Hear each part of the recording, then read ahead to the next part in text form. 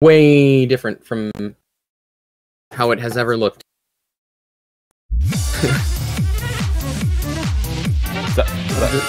Was in a different room. Yeah, I asked if you moved it, and you said no. Yes, no, well, I didn't move the desk. I moved myself to a different room. But hello, and welcome to episode 317 of Tenno Clock, in which Xeno constantly throws exclamation marks at my face. Why do I do that? We are here with your regular hosts. We have Xeno, we have Temp Michelle #1, and we have, as a special guest, JoeyZero. Hi. He is so beautiful. He is. There we are. So, as always, we are here to talk about Warframe for roughly an hour and a half, but we will actually spend over 2 hours doing it, as always. Now, we begin every episode with emblems. On your screen, there is 2 emblems, JoeyZero. It is your duty in this time of need to use whatever faculties you still possess to define some way to discern which is the superior emblem. Can you get closer to your mic? No, because it'll go in my face like this. Yeah, but then people can hear you. But they can't see me. This is good. No, I'll find it. Put it over here. There you go. Right, so there's 2 emblems there. You can use whatever criteria you wish, Joey. I like the one, the 10-0 one. Because A, I think it looks pretty. And B, the other one reminds me a little too much of the EA logo. Really? Yeah.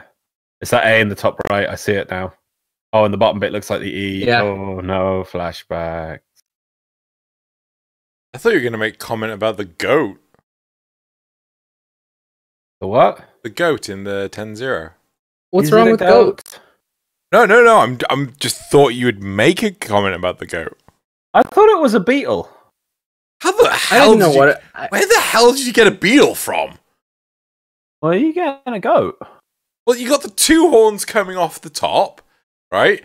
You've got the 2 eyes underneath the horns. You got the goat-like ears off the sides. I mean, I can see a goat. Yeah. How are you seeing a beetle? It Well, looks like fractals. You've got the double horn at the top, pointing to the right. You've got the one DDI at the bottom. Double horn at the top? You've got the one big horn that punctures the top of the big circle bit to the right. Then below that, pointing in the same direction, you've got another horn. Then below that, you've got a circle for an eye. And it's a beetle. That's an MDRLOz. That's a goat. Don't say it. Space beetle, or maybe a shark. How the hell are you getting a shark? Nope. Yep. It's a shark. It's 100% a shark. Then where are the horns coming from? It's a void shark. Oh my It's a void shark. They're a thing. Void shark. Regardless, Joey's wins. Leave a comment in the description. Neither of these emblems succeeded. Joey's emblem is actually the superior emblem. Yeah, Joey wins, right? So, however, if you believe it is a goat, shark, or beetle, please leave a comment in the description to let us know, because if you can see those laws, I'm genuinely interested to see what other people can see, or hear what other people can see. Or Daredevil. I always failed those tests with like the blotches of ink, and I never saw what they told. You can't fail those. How do you fail those? That's how bad he was. Well, yeah, that's He's how like, bad I failed them. Tell me, what do you see? Blotch. Okay, okay. And this one? Some ink. Uh-huh. And this one? Oh, well, that's the Hanging Gardens of Babylon. Pretty flowers. Anyway, moving on. Right. So if you wish to have a chance at winning 150 platinum directly. Yes, I've won a chance to win platinum. My dreams come true. Click on the link in the description below to a Google form where you'll see last week's emblems. Oh crap, I forgot to do that. Last week's emblems, and select which one you like the most. Enter your in-game name. Make sure you get that correct. And your platform of choice, and you have a chance of winning 150 platinum. Yep. There we go. Cool. Right, that's it for our introduction. Let's move on to Dojo Dusting. Xeno G-Line. So if I think this, I don't know, I'm feeling kind of mean and saying like we need a reenactment of your monologuing from Arbiters. My army of super jumping liches. If you want to know more, go watch on Xeno's channel his latest episode of Arbiters. Just to give a little context to that. They will all be mine. Just to give a little bit of context to that, I called Loz completely ad-lib during the episode, and because his reaction was so overzealous and very monologue-y, I thought he realized very quickly that this was an Arbiters recording like in the past. He didn't realize it at all. And his reaction was just so classical. Man. Yep. Likewise, by the way, anyone who has one of these super jumping liches, I will play platinum. I will play lots of platinum for your super jumping liches. he will play platinum for you. I will pay lots of platinum. Also, you know, thank Joey here for the masterful effort of Metal Gear Soliding up the communication. I also enjoyed the subtle zooms when Xeno rants. One of my favorite bits. Subtle zooms? Yes. Just subtly zooms in a bit now and then when you're ranting. Yeah, usually it's when you get really angry. The subtle what? They were subtle? Yeah. Generally, the closer together the bleep, the closer in the shot. Oh, yeah. Okay. It's hardly like zooms into there in one go. It's like right. just zooming in like slightly, as in like, oh no, this is building towards him exploding. Right, okay, so moving on from Dojo Dusting, we're going to be at TennoCon 2020. Joey, do you know if you're going to be at TennoCon 2020? Hoping. I don't know, but I'm just going to go ahead and say yes. Good man. Committing. Did they announce the date? They didn't announce the date yet, did they? No, but they normally announce it like straight away in January. Yep. Okay. We can guess. Right. Yeah, I'm just gonna say yeah. Like so, yeah. Totally. That's Dojo Dusting. Mm-hmm. Cards. Right. So, first card of the week. How long do you want? Seriously? Yeah.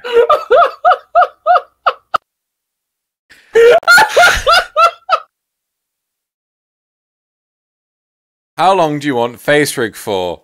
47 people responded. 6% said until the topics. 14% said don't do face rig. 19% said until dojo dusting. And some satanic number of you said the entire goddamn episode. Oh yeah. What?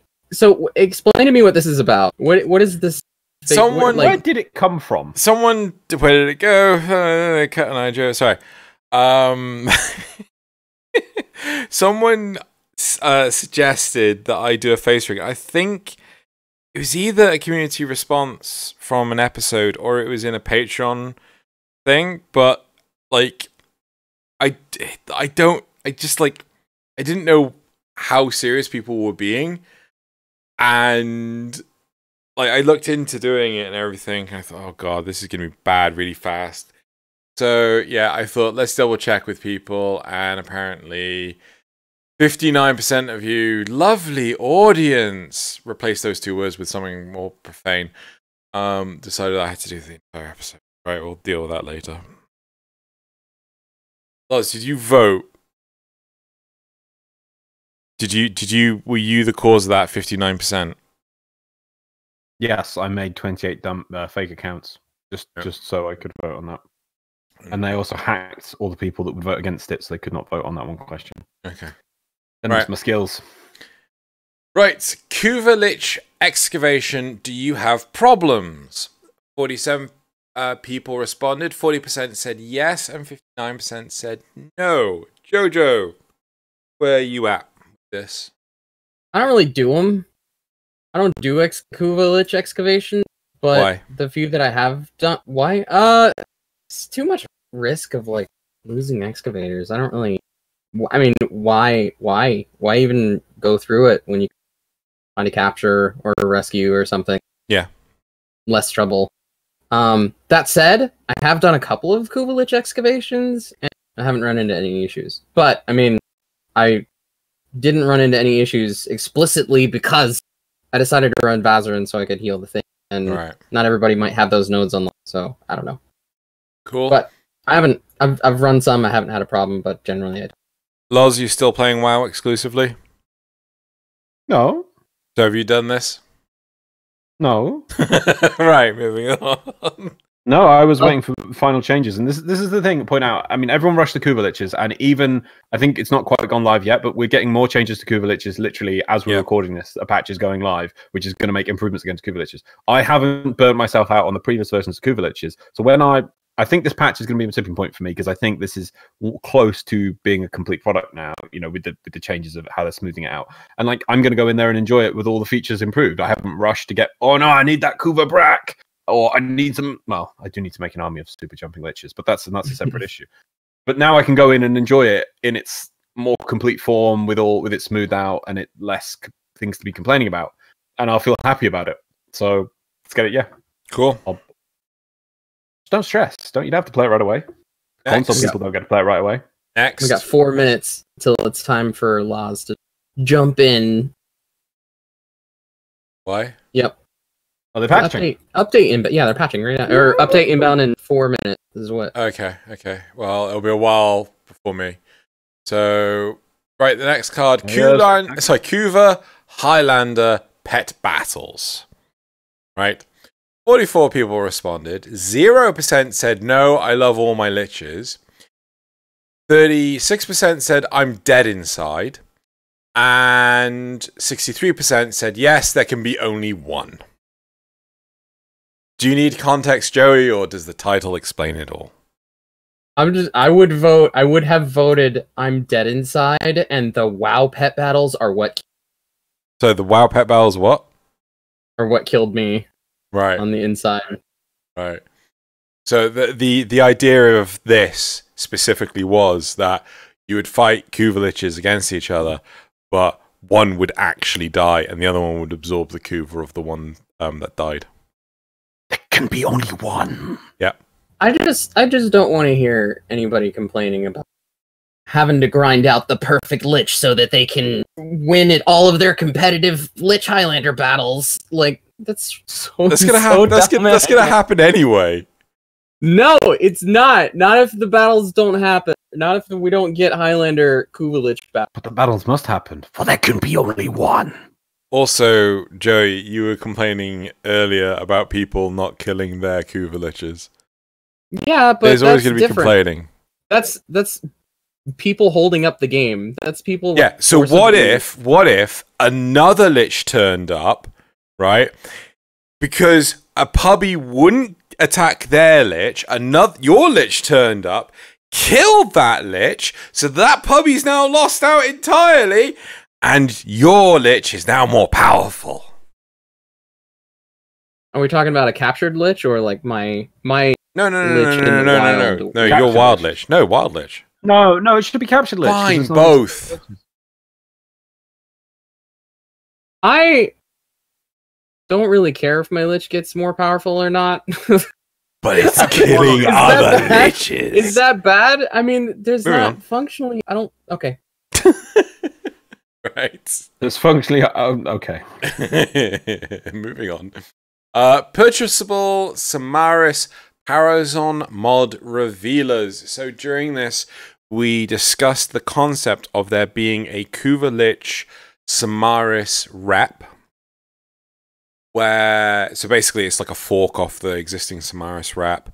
And you were able to get different Parazon revealers for like max rep, loads of rep with Samaris, and you could either reveal 1, 2, or 3 of the murmurs, but you could only get them like once a week or something like that.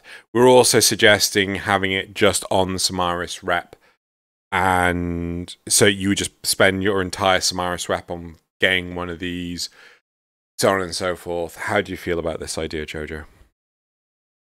Oh, also, sorry.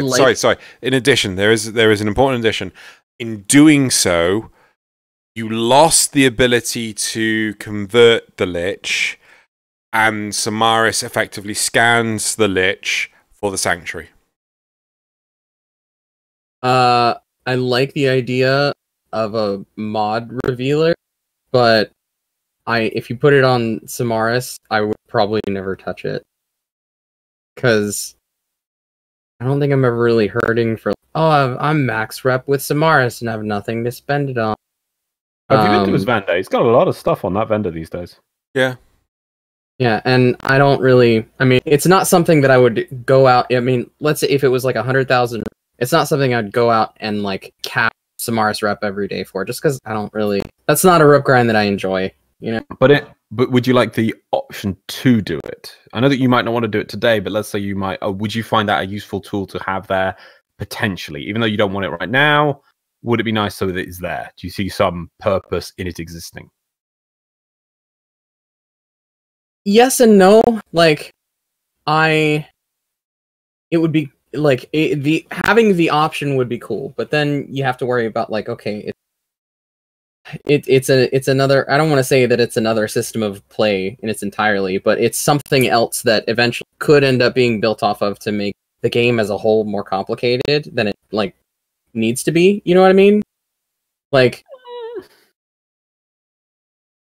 you don't have to get it. I think we worked out it would take you can only get one of these every like 5 or 6 days. So it's just something there. My worry is that eventually they would put a Warframe there instead of a mod revealer, because it's just something. No, but that already exists another place to put a reward. That already exists with Gara on him. Like Garuda. I know, but what I'm saying is that the option is nice until eventually it is no longer an option and it is something mandatory you have to do for something else. Right, so ignoring the thin end of the wedge argument that it's going to snowball into something huge down the road, but just this, and let's say it stopped at this, would you think that would be okay to add in? Just not for the down the road, the Warframe, even though that I'm pretty sure they wouldn't, seeing as Samaris has become the vendor for all of the Warframes that you get through quests, yeah. So they probably wouldn't add one on him that's the new one on him. So, but this item, would you like the idea to be able to purchase something that would alleviate the murmur grind by buying it from Samaris Rep? Because he is the king of scanning things and the knower of things, so if anyone would find it out through a lot of rep expenditure, clearly it would be him. What do you think? Through a lot of things. I suppose so. If they said, okay, this is like if they committed to not putting anything else there, I mean, I wouldn't see any harm in having the op for it. Yeah, that's fine. That's fine. I'm not worrying about the other things because that's a separate comment. Yeah. You make it's a very good issue to worry about. But I just this little thing, your little waffle thing. I shall have an army of super jumping Samaris rep grinder. Right, okay, let's move on. Loz, Patreon questions. Right, Patreon questions. There's a few today. So, well, they're really tiny. Hang on, I have to open the original on this one. So, Nick Evans has decided to type up some small essays for us. So, first of all, do either of you honestly think that DE is going to spread their pool wider by making a new system with New War or Deviri? Or are they going to do something like a compounding update to an existing system, such as Focus, that will actually add depth and meaning to the system beyond what we have now? Or do you think they're going to do neither and we'll just get another set of Umbral/sacrificial mods? I think it's entirely dependent on the reception of any one system. So Arcwing didn't get much expansion because it wasn't well received. I think the Kuva Liches is going to get a lot of expansion because it was well received. You know, the reason why we got name of the place, second one, Orb Valis, is because Plains was a big Plains was very well received. You know, the reason why we got the Ropa-Dopa list to have a interactable boss fight was because of how well received the Exploiter Orb was. You know. Well, I think New War isn't going to have any major mechanics personally to this sort of thing. I think it'll be linking into the Imperium stuff. And maybe like a method of accessing the next step of that or something to do with that. They did say that the sentient arm cannon is supposed to be part of New War. So they said many things. They said we were going to have to kill the liches, and that got changed, so who knows? Yeah. But as for the Plains of Deviri, I am dubious on that. I'm expecting it to be a completely separate and new system. Mainly because I feel DE is putting these systems in and they're never making them mandatory. Focus is mandatory. Technically, Riven's is mandatory. Arcwing is a lot of mandatory. Arcanes are mandatory. I think there's one more. I know I've forgotten one. I always forget one. I don't know what it is. But there's a lot of mandatory power mechanics there that you don't ever have to do. So if they built upon these, they'd have to say, right, we know that in the next content you're going in with a full of maxed out focus tree with at least all the waybounds max. The best set of maximum arcanes, some really good Rivens, and a fully leveled Arcwing. You'd have to build on an existing system. You'd have to expect the players who have worked on it. But at the moment, you don't really have to. So at Deviri, I think it's going to be a separate thing so it can exist on itself. Yes. Okay. I think the thing that is more interesting to me about Deviri than anything else is like the story implications, like the kind of the lore that I'm expecting to be behind it, because it's going to be something really cool and big. I feel like lore wise, like more so than the previous two open world things we've had. That said, I mean, I'm sure that we will have had to have interacted with those other systems at some point. Like, I'm sure that they will, we will have to have our operator. Sure. We'll have to, I don't know if they would expect the player to have, like, grinded out every focus node or anything like that. I think that's a bit much. I think the minimum you'd expect would be all waybounds are locked and one tree maxed out. Because because you can only bring one tree into a mission, and all the waybounds would be that would be the maximum you could bring into a mission. Say all focus trees is a bit much, but one focus tree plus waybounds. I bet you anything that the game itself will not require that, but the player base will. It'll be something like something like Eidolon's, where like it's like either you have all your waybounds or you're not doing this content like with anyone meaningful. Either you have this done or you're doing it solo. If you don't have it done, go get it done and then look for a group. I think that the player base will probably, whatever we have there, I think the player base will probably approach it like that. Even if it's only for like a day or two, and then D's like, no. But that's what I think. My thoughts. Yeah. Right. Next question from Nick Evans. With the update to Arcwings planned to ship with Imperium, giving all of the Arcwings blink as a DAS function, would it actually be worth adding in any other function for K drives, like fishing from them, scanning, mining, letting your ability stay active, using gear, or tranquilizing? Or should DE let them die as a martyr to putting in meme content? No, we could have done something. We were there. We were the right people in the right time in the right place, but we were too tired. We failed you, Warframe community. We failed you.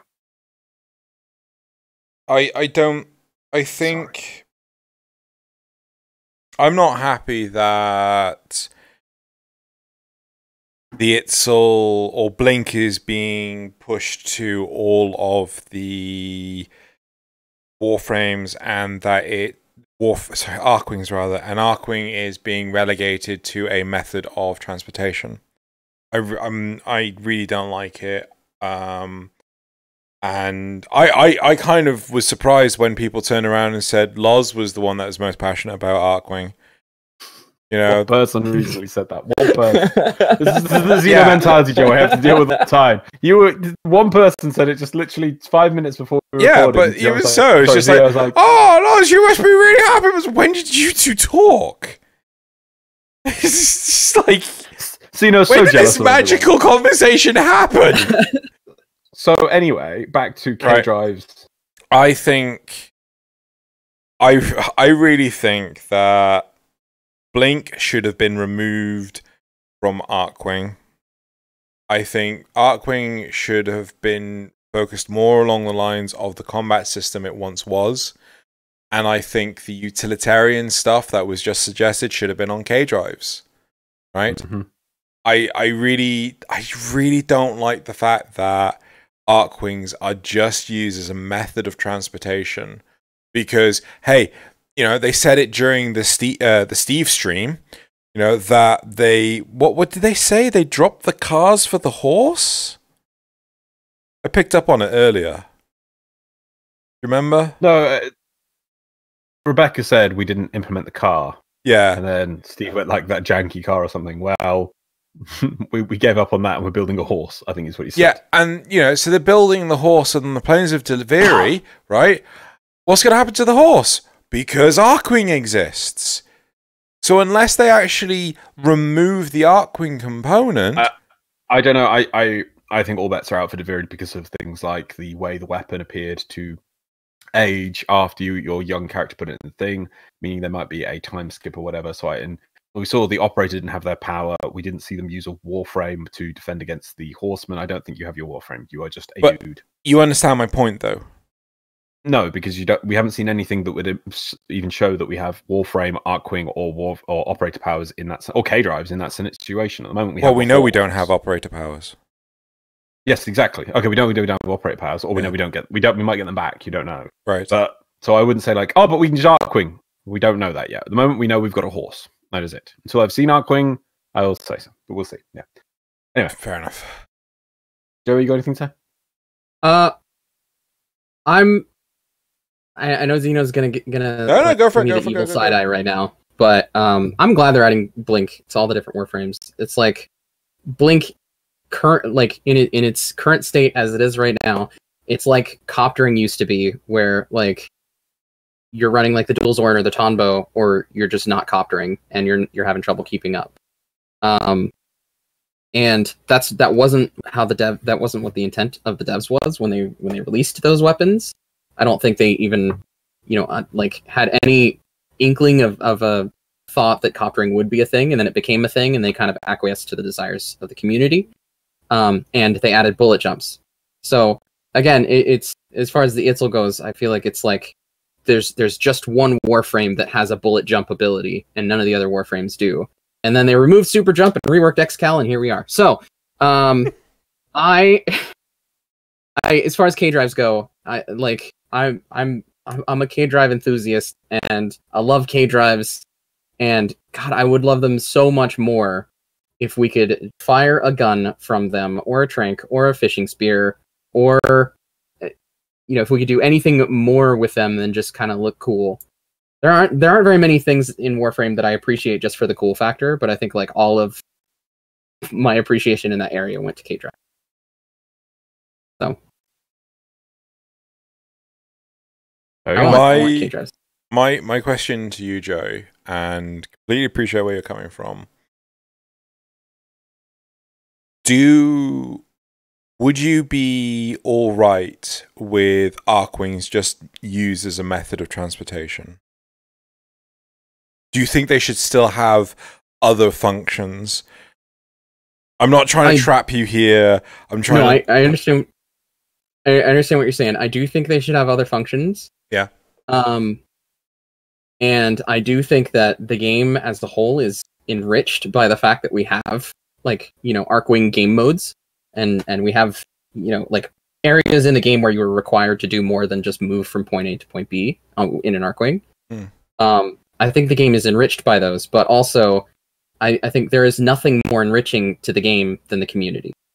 And by that I don't mean that like the community is this awesome holy thing. What I mean is that who would play this game if you had no one to play with? And there are a few people that probably would. And I mean, there are a few people that I'm sure would sink a lot of time into it, even if all they could do was solo play. Yeah. But if you're in a squad of 4 players and 3 of them are doing something completely different, or are expecting you, a certain kind of behavior or play style out of you that you are not willing to do, you're not willing to live up to that expectation, then I mean, ultimately that's up to you. But whether or not you have a good time with that, again, it's also up to you. So Can you see a scenario that exists where all Archwings have this high mobility and they are still used for aerial-based combat or space-based? Do you know what I'm saying? Yes. So, simple understanding for everyone else in case people haven't understood. I'm saying remove the blink to make Archwings more for the combat focus. Joey's saying keep the blink. So my question to Joey is, what can they do to keep the combat focus if they're keeping the blink? Buff them. Buff the Archwings. In what? Can you imagine if the Elytron did, if it kept its current range on the 4? The nuke. But it did, yeah, the nuke. If the Elytron kept its current range, but did damage that was comparable to what a Saren would out in the middle of the plains, people would use it because it would be good.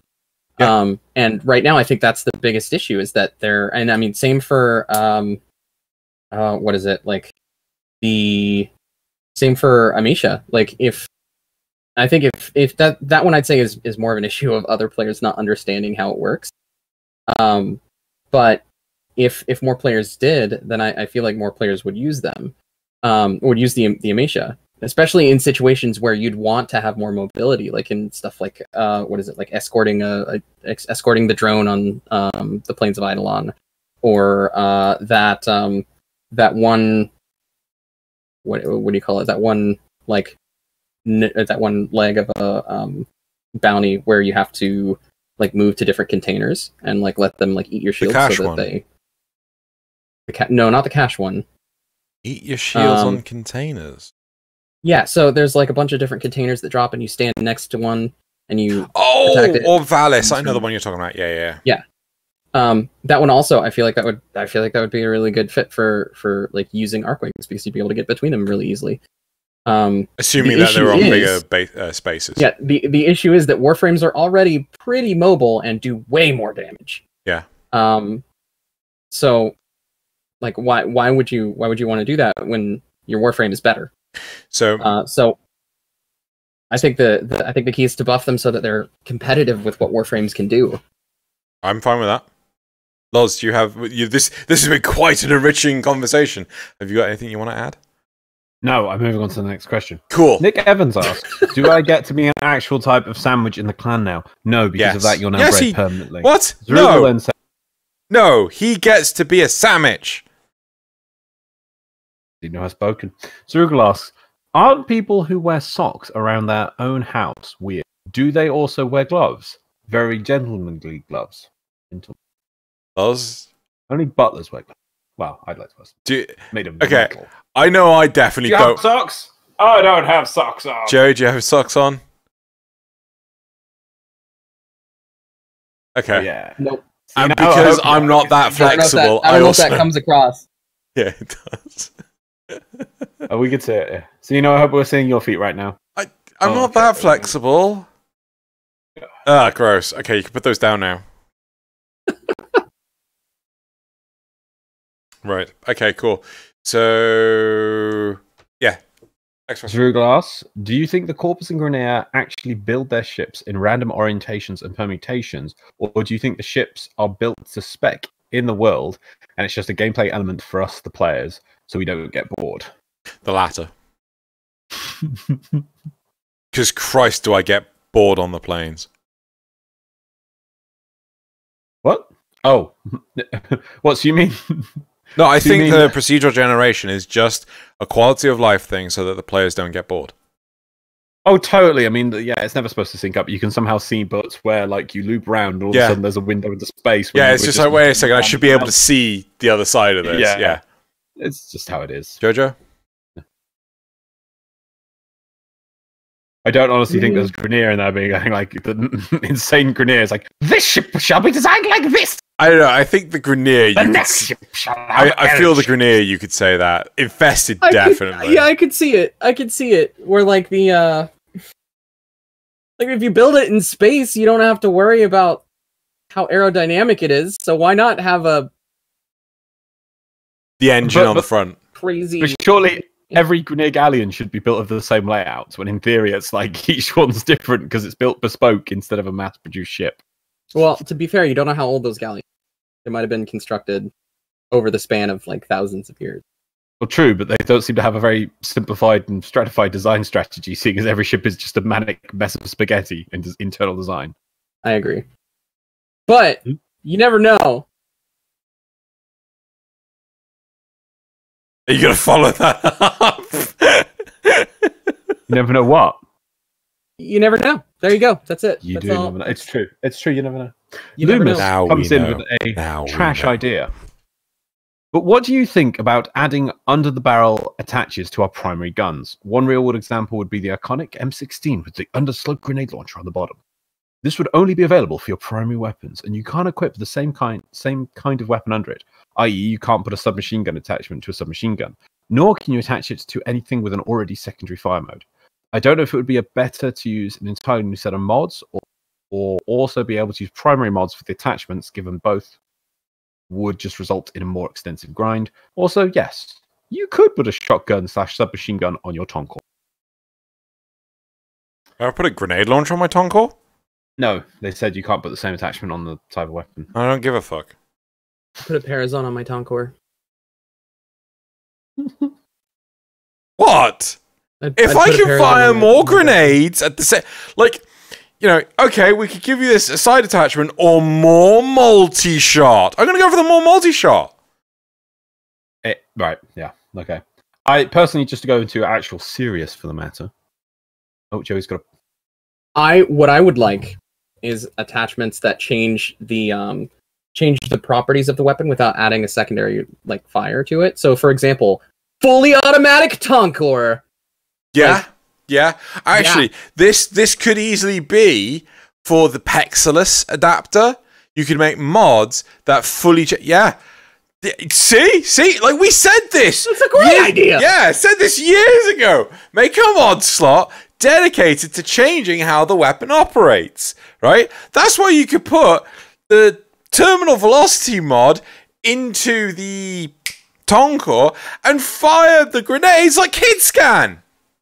Or, like, I mean, you know, something to give, like, automatic, what are they? Automatic hit scan weapons, like explosive rounds. Yeah. Right? Turn your Bratton into a Toncore. Yeah. But, okay, so here's the flaw with the concept. If you've got a chain gun, what's better than having one chain gun? 2 chain guns! Right? I'm not going to have a bleeding, underslung grenade launcher for my chain gun. I just want another chain gun. I want a chain gun that fires lens ammo. Yeah! Or, better yet, if you've got a lens, what's better than having one lens, but 2 lenses? No, that's out. Two lens eye? That's right out. Was it? That's it's just not. See? Where Loz could go for a second thing to cover his face. He could go for a blanket and a shoe. He went for a bigger blanket. Are you gonna get the second true as well?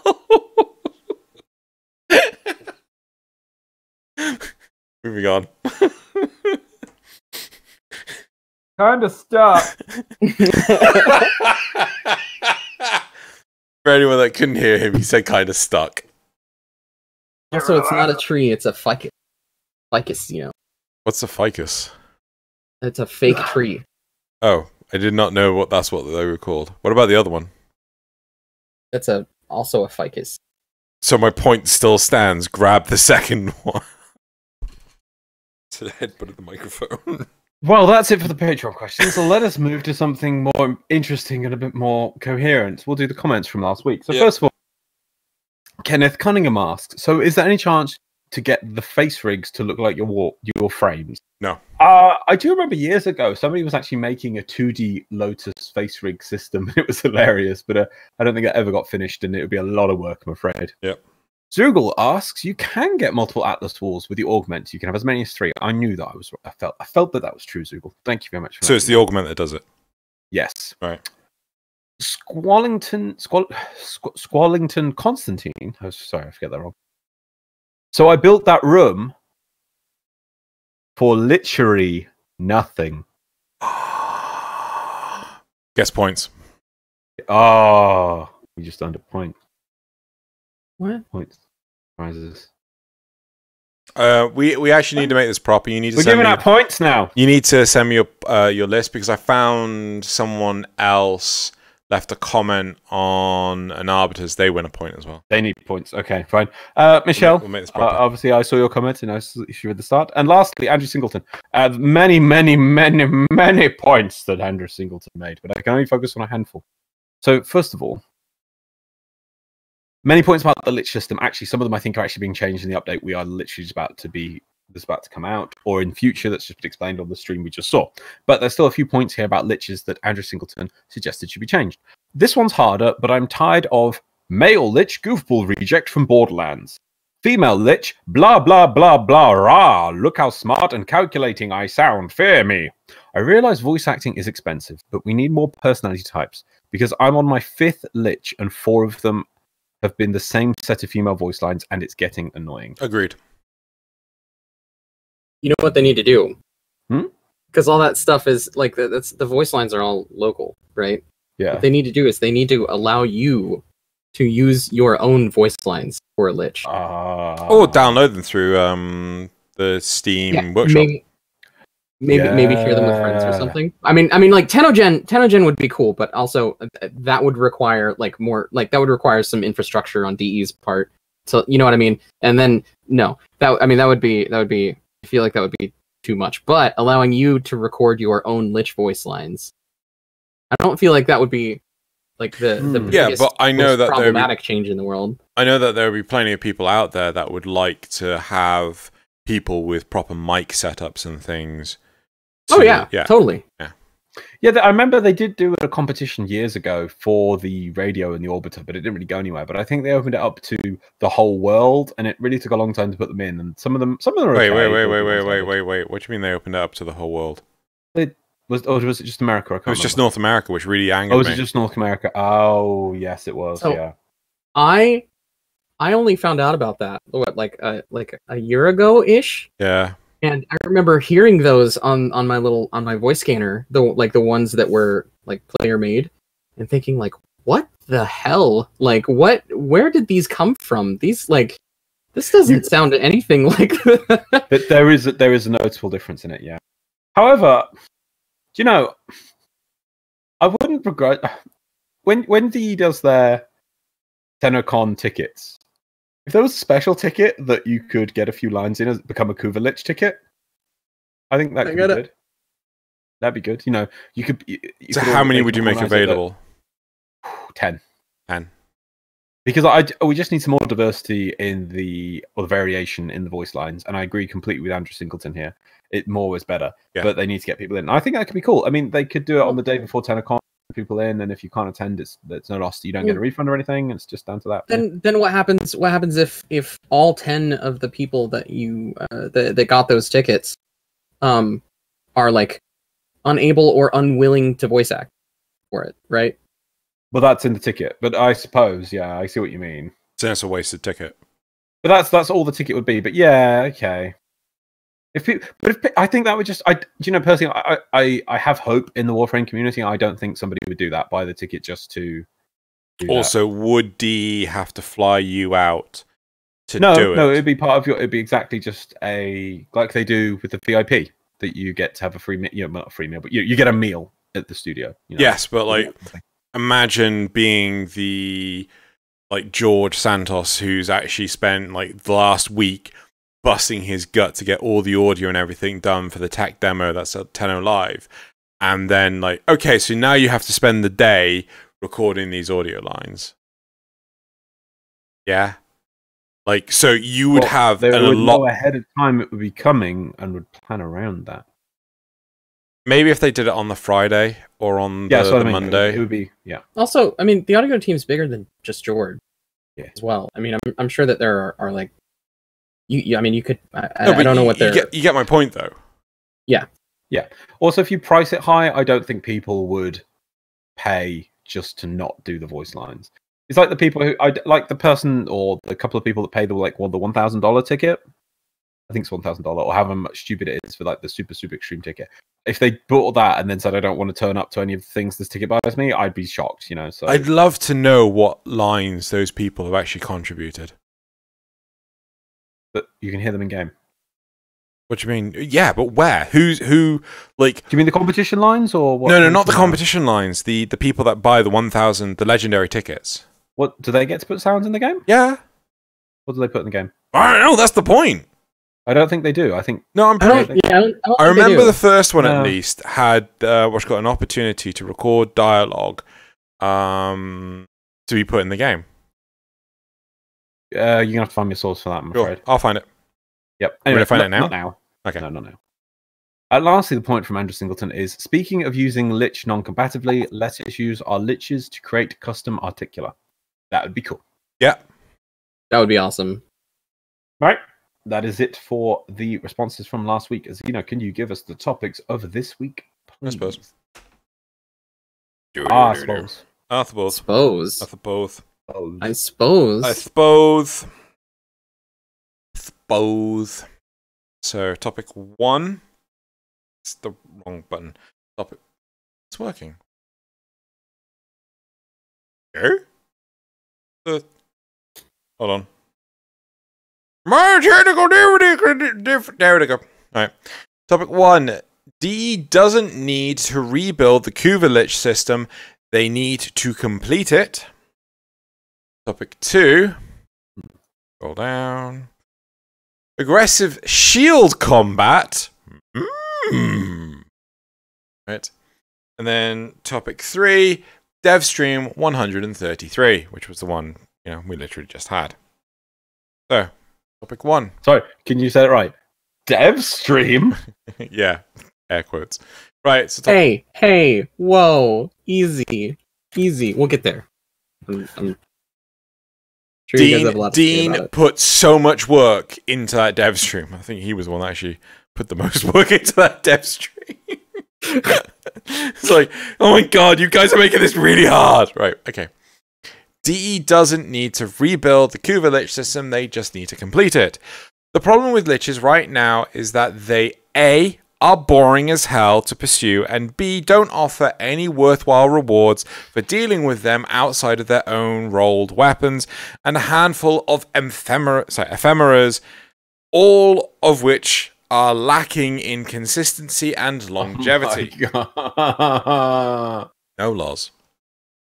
The resource grind here is not at fault. It works fine. The issue is the death/reward loop is not gratifying for the ephemera/weapons received. Ideas for completion. So they actually gave some ideas, Loz. Right? Always good. Okay. Defeating liches without the right requiems actually kill them and force them to revive, partially re-rolling their ability and or appearance after. So they come back stronger and adapt to the previous methods you used to kill them. The current mechanic is in place where they get to kill you for defeating them is just nonsense. Liches need an introduction when they are rebirthed. I think you mean reborn. Giving liches a dedicated node per planet that is theirs where you can kill them to force them out of the planet. What? Give liches a dedicated... It's saying give them a node. This is the liches node, so you can fight them like a boss node, so you always can choose that node to fight them. Right, okay. And in killing them, you force them out of the planet. Okay. Liches accrue. Wow, my brain. Liches accrue interest on what they steal. Like, over time, if they stole 5 Orokin cells, they eventually have another. Reward killing a lich with an evergreen reward like sorties.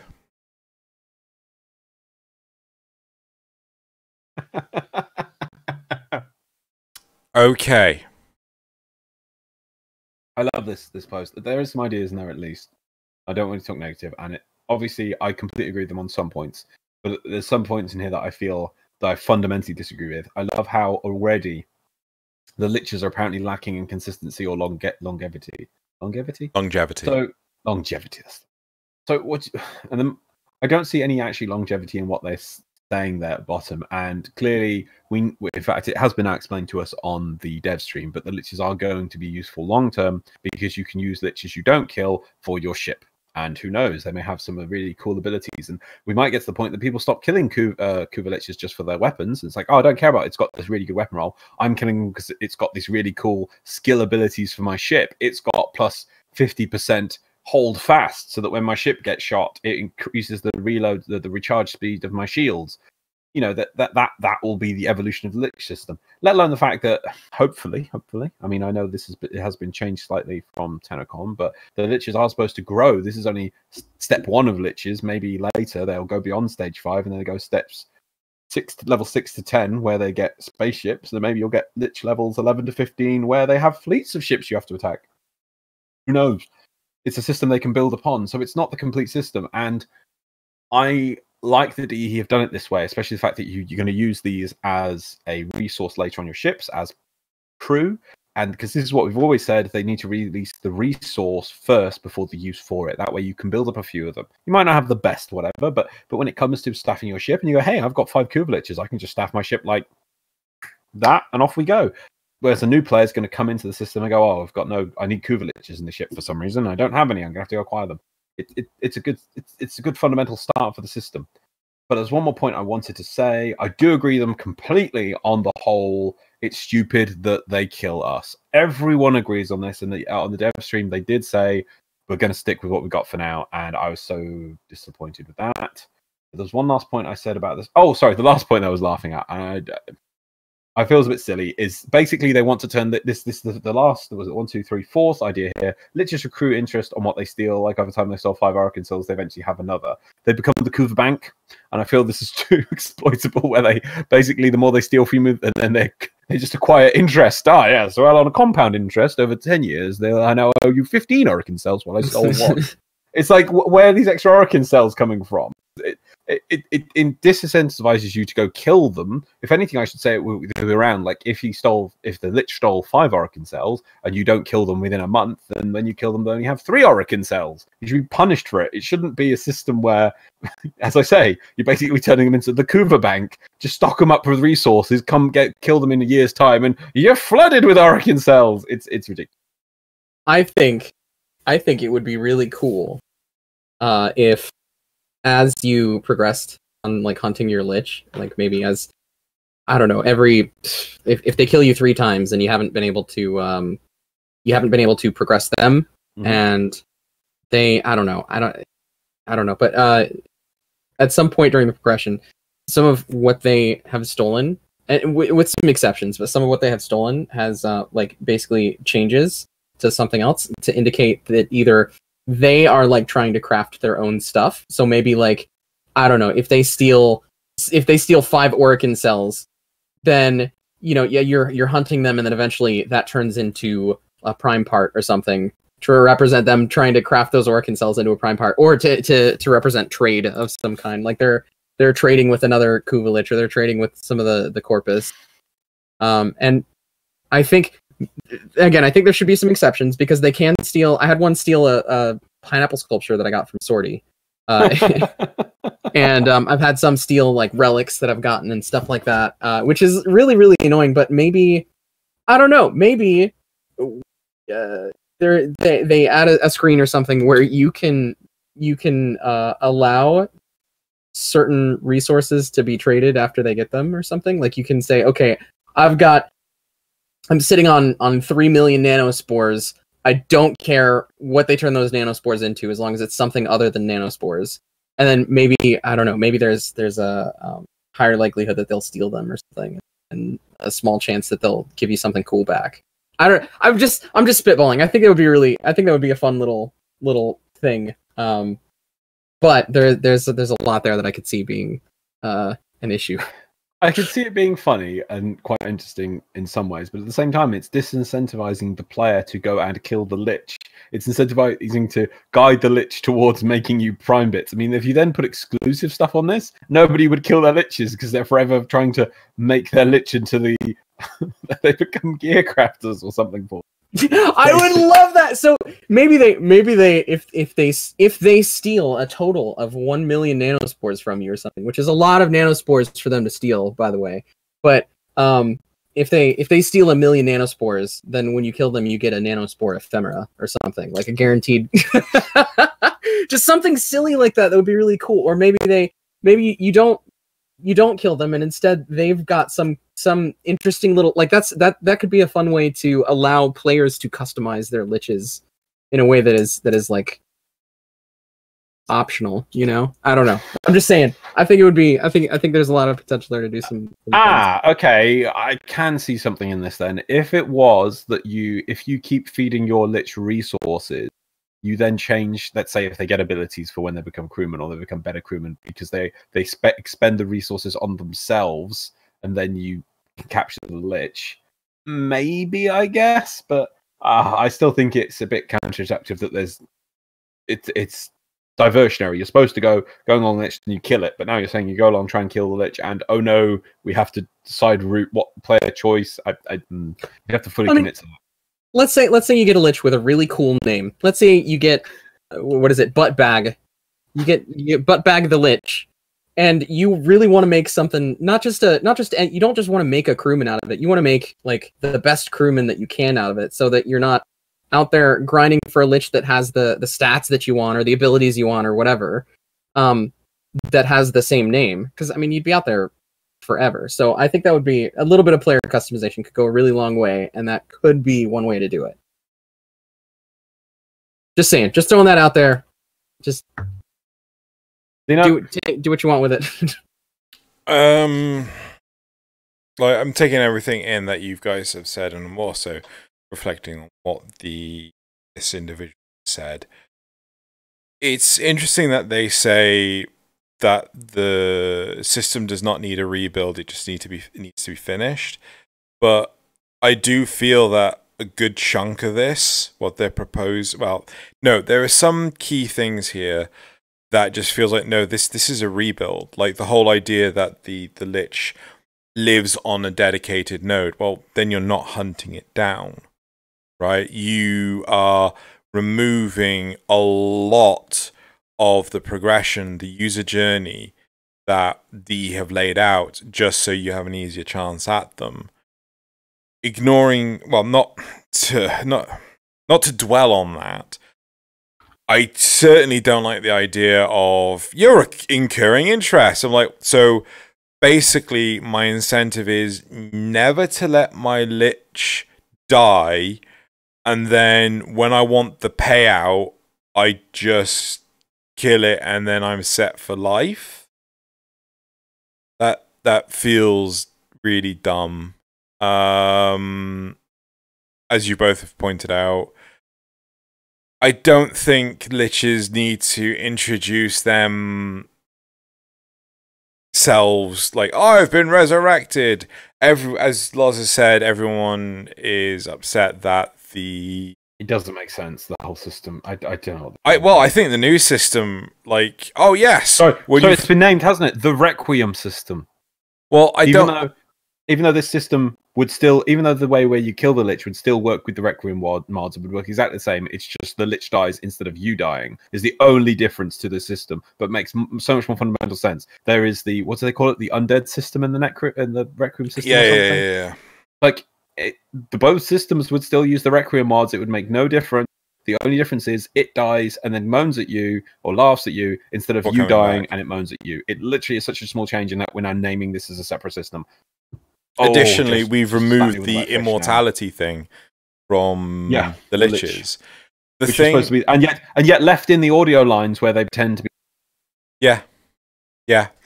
So another point that I have is I leaning into the dev stream, and we'll come back to this later. I dislike the idea that we're getting rewarded Kuva for failing to kill. Oh, but you've extracted some of its Kuva. So why is it getting stronger? Yeah. Like, surely it should extract Kuva from us. Like it should steal Kuva, yeah. Yeah, I mean, that would make more sense. And then basically, like, that would be a system that I could appreciate a bigger payout. So if it extracts Kuva from you, say it extracts 100 Kuva from you, each time you kill it, well, you get, 10 Kuva plus the, 10 Kuva times the number of times it killed you, plus the amount it stole from you back. So you get an additional 10%. Yeah? I should have just said an additional 10%. And that to me feels more rewarding than, hey, look, you know, you've just earned some Kuva for losing. It's like, it doesn't make sense. Why would you get the Kuva? It clearly is a band-aid over the current system. Now, I don't think they actually want to come out with the actual reason, which is probably if they went in and made that change, it would be a lot of deep-end functional work or something. The way maybe it's all rigged up to work the way it is now, and to make it work the other way around would just be a lot of work, and they don't want to do that right now. I can appreciate that. That can be. I can understand that that's the reason why. Something along those lines, because I don't know whether wires got crossed and they built the system it is now, but it just seems the wrong way around and nobody caught it. And just like I haven't seen anyone accept it this way around. Like this person's complaining. I think that would just make it feel. It was going to feel so cool. You'd be like, yeah, I killed you. And it's like, no, you didn't. You're like, damn, curses, I must fight you again. I want to fight you. Instead of now, it's just like, you didn't shake my hand correctly with your pinky up. Now you get to die. What? Why? No. I have no issue with the Requiem system. I have no issue with the shaking of the hand with the pinky up. Shaking of the hand. But the issue, I think the reason why they did it this way is that it needs to be clear to the player.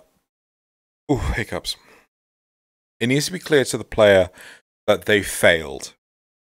A clever UI element could pop up with all 3 Requiem mods, and it has like an ash effect, and it comes up with a shatter effect, and then the thing comes in and says, I die.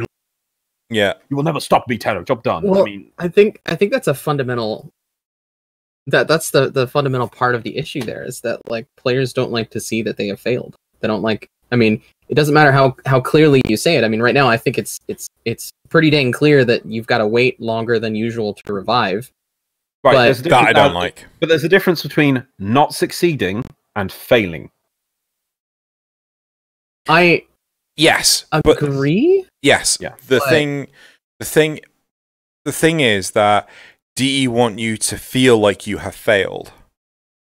Right? Because they hate you. No, because DE want you to see this as difficult content. So they want you to stop playing. Huh? They want you to stop playing. They want you to feel so bad you just give up. You failed. I think that, you know, slap on the wrist, haha, you failed to do this. I don't know. You could do anything, right? Well, I say anything. What would be a good way? So let's not have the liches die. Let's not have you die. What is a clear way to indicate that you have not succeeded in reviving the lich? Sorry, you have not succeeded in killing the lich. My apologies. That would be clear to the user, but no one dies. The lich, when you stab it incorrectly with the wrong ones, it gets sort of like a Kuva effect. Goes from like the wound where you stabbed it, and it covers the whole thing, and then it sort of like dissipates and teleports out. Compared to when you kill it, and it goes. I don't think that's clear enough on the floor. Well, he wants to have not die but disappear from the fight. So I don't know how you're going to do that. Well, no, because if it dies and you failed, I'm like, but I killed the boss. So it teleports out, is what you're saying. You want it to exit stage left without its corpse being on the floor, is what you mean. Yeah, because, So I mean... teleport effect is the only way. the thing that confused... So years and years ago, when I was a kid, I used to play the Sega Mega Drive Spider-Man game. I loved it to bits. I think I've told this story before. If you play the game on normal mode, you cannot beat the game, right? You get to the second to last boss, you beat the boss, and then it goes, I don't know how to, continue from here. I guess I'll just have to try harder. Implying, and I didn't get this as a kid, that you had to play the game on hard mode. Right? In order to actually continue on to the last, the second, the last boss. Right? So, if you kill the boss, you expect to continue going forward. Right? Or the other way is that you make it with a cutscene where it goes into the cutscene and then you go to stab it and it gets stabbed and it pushes away, blocks it and goes and throws down a flash grenade and your screen goes white and it disappears. I don't know how you did that multiplayer, but I think that's fine. I think that would work. Yeah, a flashbang escape. You'd be looking at a cutscene longer, but I mean, I think that would work. I think that having long cutscenes like that interrupt the flow of gameplay a little bit. Yeah. But on the other hand, like it can't. There's no way that a cutscene depicting that would be longer than the resurrect timer. You know that the resurrect now. You know the resurrect thing is only as long as the Lich levels, right? So if the Lich isn't leveling, aka it's at 5, the resurrect is immediate. No, it's not. Yeah, it is. No, I'm pretty sure that's not. I'm pretty sure it is. I can. Well, my Lich is only level 1 right now, but no, it's every time I've killed it, whether it's level 1 or level 5, it's been a solid 5 or 10 seconds of just sitting there looking at the Lich disappear. I'll happily play with you. We'll probably have to do your Lich because my Lich is level 1. After if I'm right, you gotta. If I'm right, you gotta tweet out that I was right, and if I'm right. Or no, if you're right, I'll tweet that you were right. I'll be like, Xeno was right and I was wrong, and oh, what a fool I am is what I'll do. There you go. Yeah, we'll do it. We're gonna do it. Yeah, we're gonna do it. Anyway, I was like, yeah, sure. Yeah. Right. Yeah. Should you answer replies? I think so. Okay. Let's do it. Replies, let's do it. Having defeated my first Lich, PS4 peasant with 4.5k H's in game. A lot of H's. Lot of H's. Not HARS as in hours, abbreviated. No, H's. Got a lot of H's. H's in game. It's hours, I think. 450,000 hours. I have to say, it's too much of a drag. While I really enjoyed having 100 plus leveled enemies on any random mission, the rewards were underwhelming, and the leveling mechanic of the Lich, it's plain nonsense. It's not plain nonsense. It's just anti-enjoyment. I can appreciate the Lich getting... I mean, how do we level up? We kill things, right? So the Lich leveling up by killing us makes sense to me, right? But the difficulty is what we've always said. It's the fact that we don't like being killed in this failure process. It feels too much of a swift kick in the nards.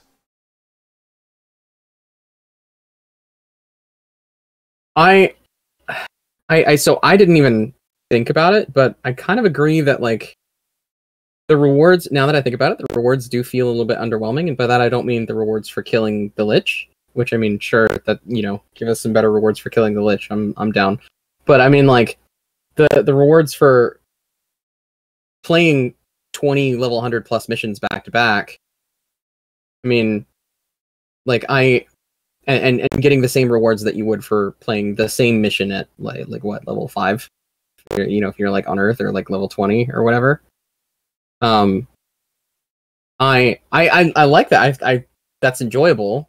Playing higher level missions is fun. I like the fact that it makes me think about the game in a way that I normally don't. But I mean, I didn't even think about it until just now that like, yeah, I've been playing level 100 missions like for most of the gameplay that I've been doing over the last couple of days. Like I didn't even think about I didn't think that was in some way special because the rewards weren't any different. You know what I mean? Yeah, but that's always been an issue with the game. Well, I mean, like, what can you really do about that? Apart from throwing like a crap ton more resources. Yeah, which you would have piles and piles. Yeah, you wouldn't you wouldn't need the resources. Yeah. I mean, you could throw in. Oh, look, let's throw in. What's called more endo, so you can level your stuff easier. No matter what you put in, you're always going to hit the same roadblock of I've got mountains of X. More XP. But like let you so that you can level your Kuva weapons in those missions reliably rather than having to run, you know, rather than having to run what, like 50 exterminates, 100 exterminates at level 100 to level your brand new Kuva Karak up to level 40 because of all the format it needs. Double the XP for each mission so that you can level those weapons reliably while you're running through the missions. Would that even be the same as so anywhere near as close as ESO? No. ESO, well, no, again, no. So like ESO not even close, but yeah, the experience you're going to get from ESO is going to be way better, but at least this way you can level your weapons while working on something else in the game rather than just, you know, having a mind-numbing 5 rounds of ESO. But not 5 rounds, but 5 runs. But oh, sorry, yes, because you need to do it 5 times. I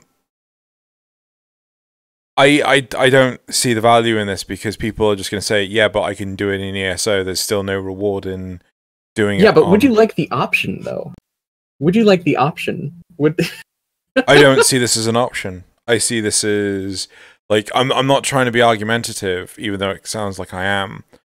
But it's like, would you like £5 or £100?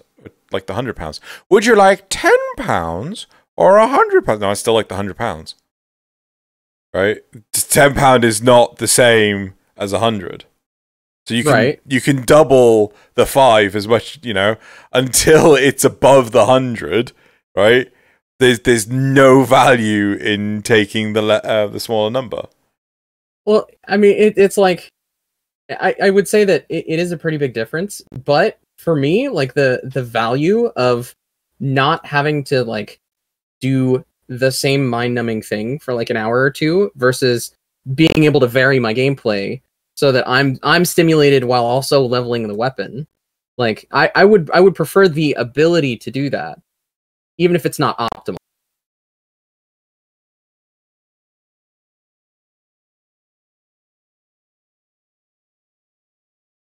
And I'm not saying that just because that's in game, just because that's a reward, doesn't mean that doesn't invalidate ESO in any way.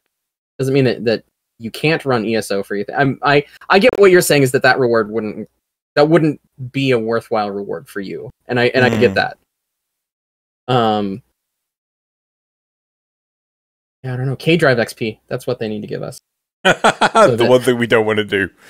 Yeah. Loz?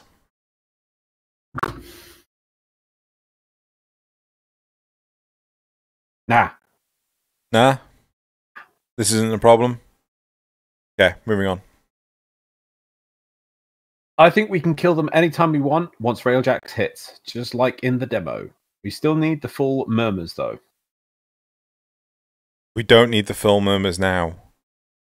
Yeah, I don't know what that one's about. The next one.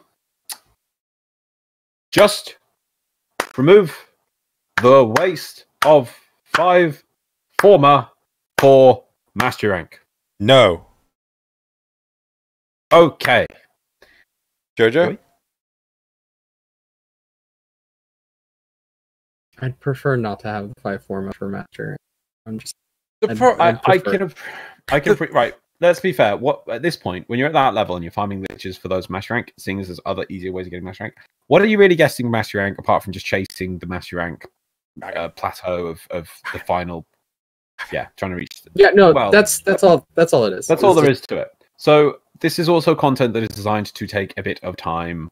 It's designed to give them some time to get some more content out. I know we've gotten a patch. I don't know how much content is in that patch. We'll see later. Room. I'm calling it now. It's a room. But it's only a few weapons, and yeah, but sorry, I said I'd stop doing that. Lars, apologize. I got end game stuff. Again, I got high level content.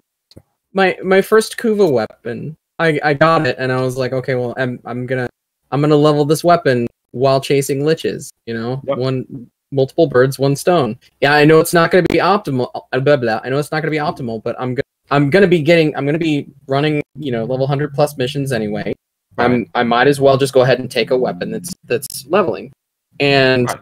I killed like 6 or 7 liches. We're talking like got the lich and then like did all the missions to kill the lich and then got another lich. I did that 6 or 7 times before that first weapon was like up to 40. And I'm not saying that that's optimal. I mean, like, I'm continuing to do that because again, I value being able to vary up my gameplay. But I think that's a bit much. I had a solution. I had a solution. Let's hear it. Third option for when you're death rowing a lich, right? Max out my Kuva weapon.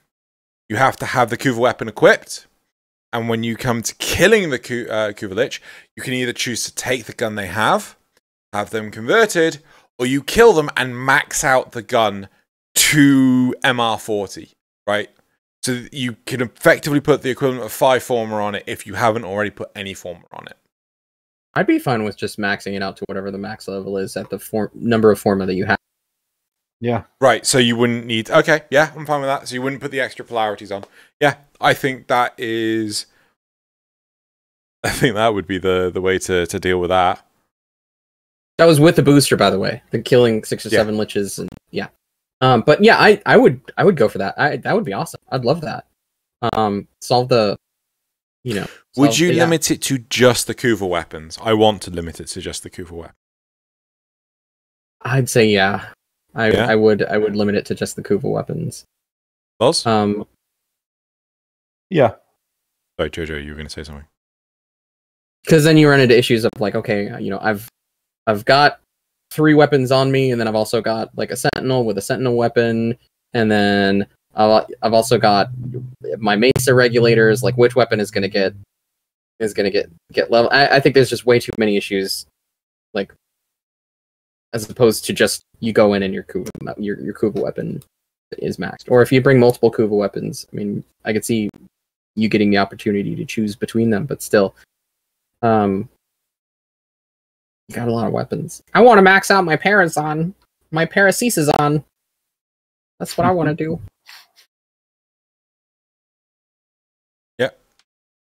Right, final reply is the second annoying part of their encounter is their status immunity.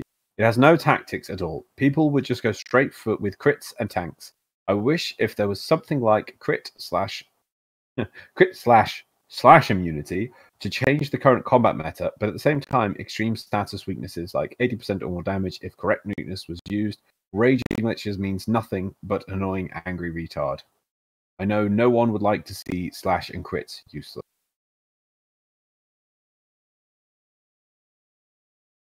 Sorry, I'm trying to understand this. Yeah, me too. I think he's saying he wants slash and crit immunity on them, or like he wants crit immunity in addition to the status immunity. Yeah, I think that's what he's. I don't understand why anybody would want that though. I feel that this is really missing punctuation. The second annoying part of their encounter is the status immunity. It has no tactics at all. People would just go straight with crits and tanks. I wish if there was something like crit.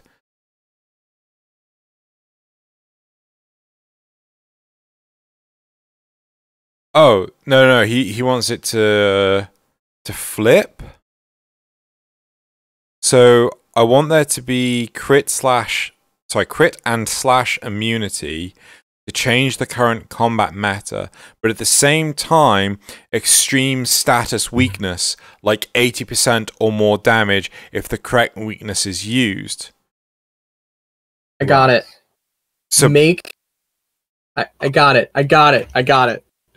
So make status immunity or crit immunity into Kuva-Lich traits. Maybe even like status or crit weaknesses as Kuva-Lich traits. So you go in and like not like maybe they're works immune to they're totally immune to crits, but if you get a slash proc on it, it'll tick 1.5 times harder or whatever.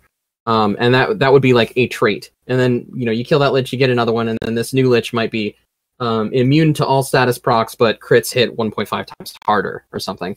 And so like that would be something that would you'd kind of have to evaluate your builds a little more going into it. I feel like rather than I see what he's saying. What he's saying is that there's no real strategy. What he's saying is that there's no real strategy in just picking up a crit weapon and going into a mission and being like, oh, this is gonna kill my Lich. And what he wants is he wants to have to think about it a little more, I think is what he's saying. I don't get that. I see that I don't like having a crit-based weapon. I want my status-based weapon to work instead. That's what I'm getting from this. Well, I got that from the fact that he's like, everyone just brings a crit weapon and a tank warframe, and that's all they're doing. I do genuinely like the idea of switching it up more. But, I mean, no matter what, at the end of the day, when you work out what the pattern is, I mean, you will have worked out what the pattern is. It'll become trivial. So, I wouldn't want this at the cost of any of the other stuff we have proposed. No, it changes based on what they steal from you. If they steal 1 million nanospores...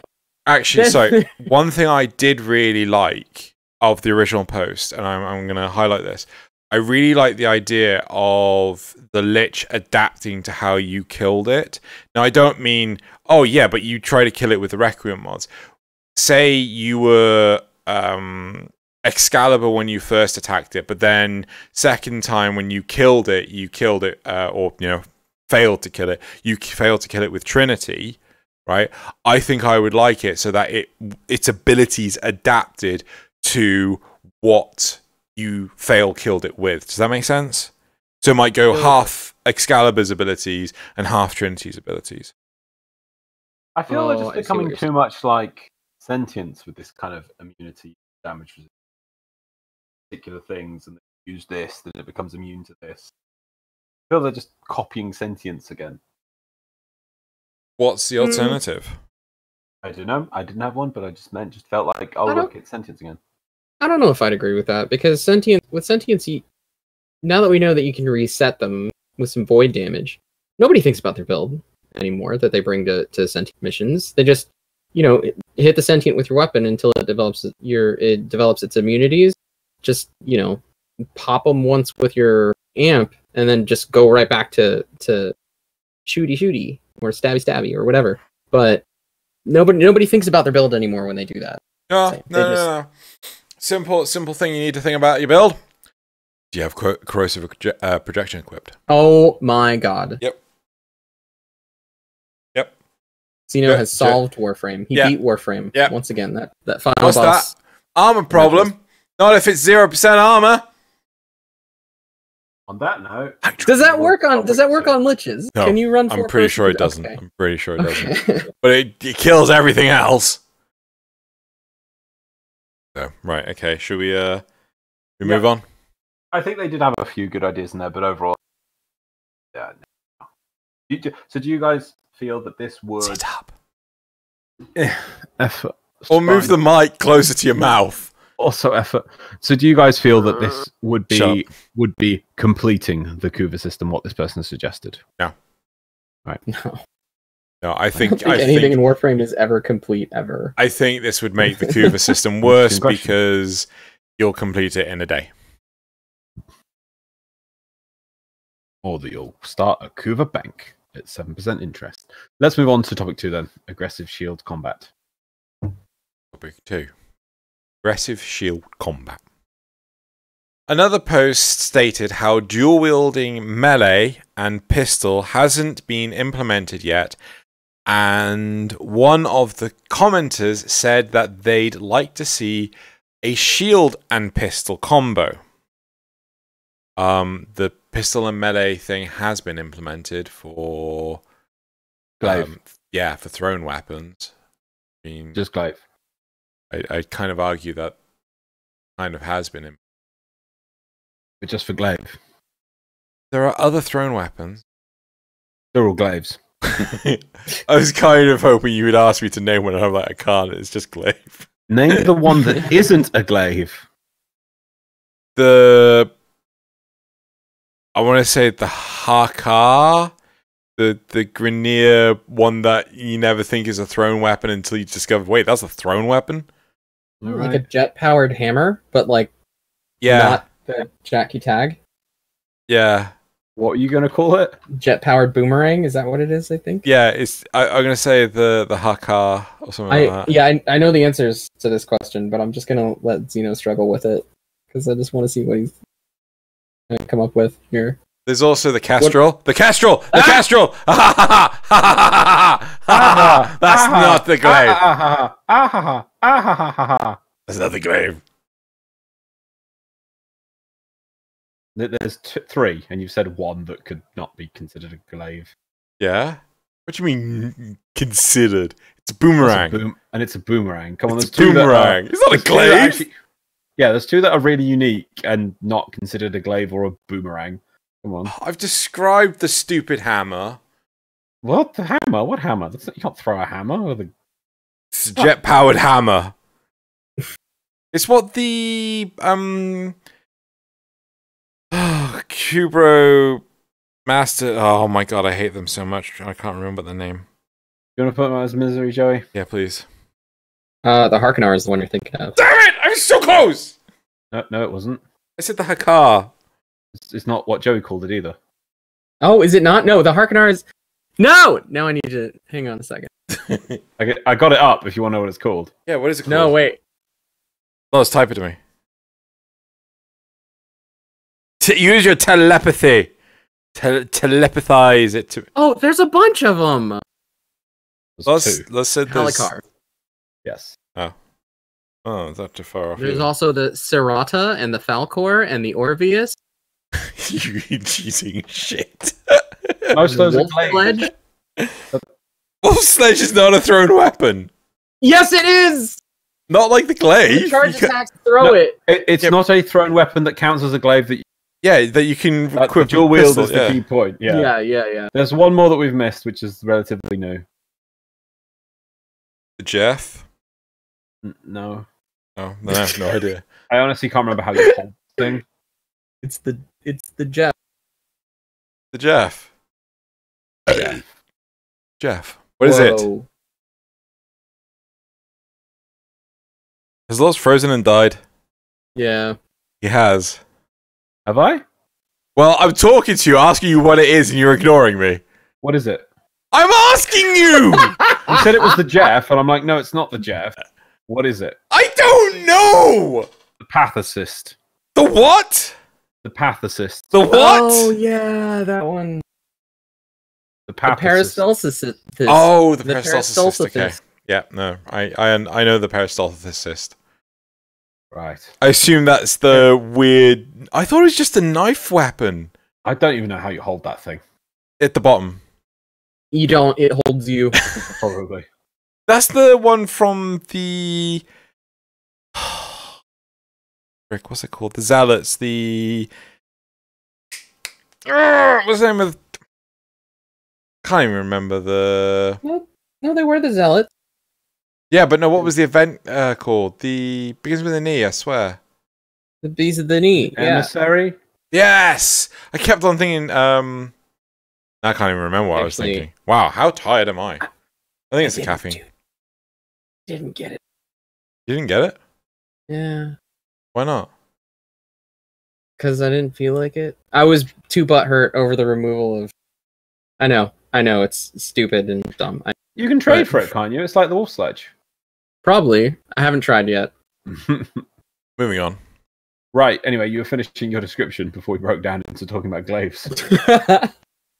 We haven't even finished the topic yet. Okay. I'd like to add a new melee weapon that is only a shield, along with this being able to dual wield single melee and the shield, so you could treat enemies like the shield lancer treats you, would be amazing. The combos could be running charges, slamming the shield into the ground, stun locking enemies. How into the ground, finishers that have us slam the edge of the shield onto them, potentially cutting them in half. And then I slammed them into the ground. I was running along, blocking my shield, and all of a sudden, I stun locked them into the ground. Yep. Anyway, I just like put the shield on them and then just stand on them, sit on them, and then use it as a surfboard while the Lord of the Ring music plays. Crap! Why do I remember what? Wait, that's the thing in Devil May Cry 3. You like knock somebody wait. jump on them, and Doesn't Legolas do this? Yes. When does he do it? I can't remember. Battle of Helm's Deep, down a stairs, upstairs. Oh yeah. That was stupid. Yeah. First K drive. Right, okay. I am 100% on board for a shield that you can pistol. Why does it have to be? I don't get it. They need to add a weapon so that we can dual wield gun blades and shield guns. Gun blades and shield guns. Yeah, so like the Redeemer, and then you get a gun, or you get a shield that is a gun as your primary, or no, your secondary. So then you have two guns, one gun in each hand, but one of them is a gun blade and the other one is a gun shield. And I now want gun shields in the game. I can get behind that. So it's like a gun, and that's the middle of it, and then it has like an up-down shield, like a iron shield. I could get behind that. But you can dual wield it with a gun blade. Yeah. You'd have How would you hold it? Well, like a pistol. You would hold a shield like a pistol. Okay, you know the blades in Halo? No. No, you don't. Yes. Oh wait, the elemental one. Yeah. Yeah. Same thing, but it's a shield on top. Instead of it being a blade, it's a shield, and it has a hole through it that you can shoot. But it's also got a shield in front of it where you're holding it instead of it being a blade. It's a shield. I would have thought. I'm maybe being pedantic here. Actually, no, I am being pedantic here. I would have thought holding a shield like that would have been really hard. Am I wrong?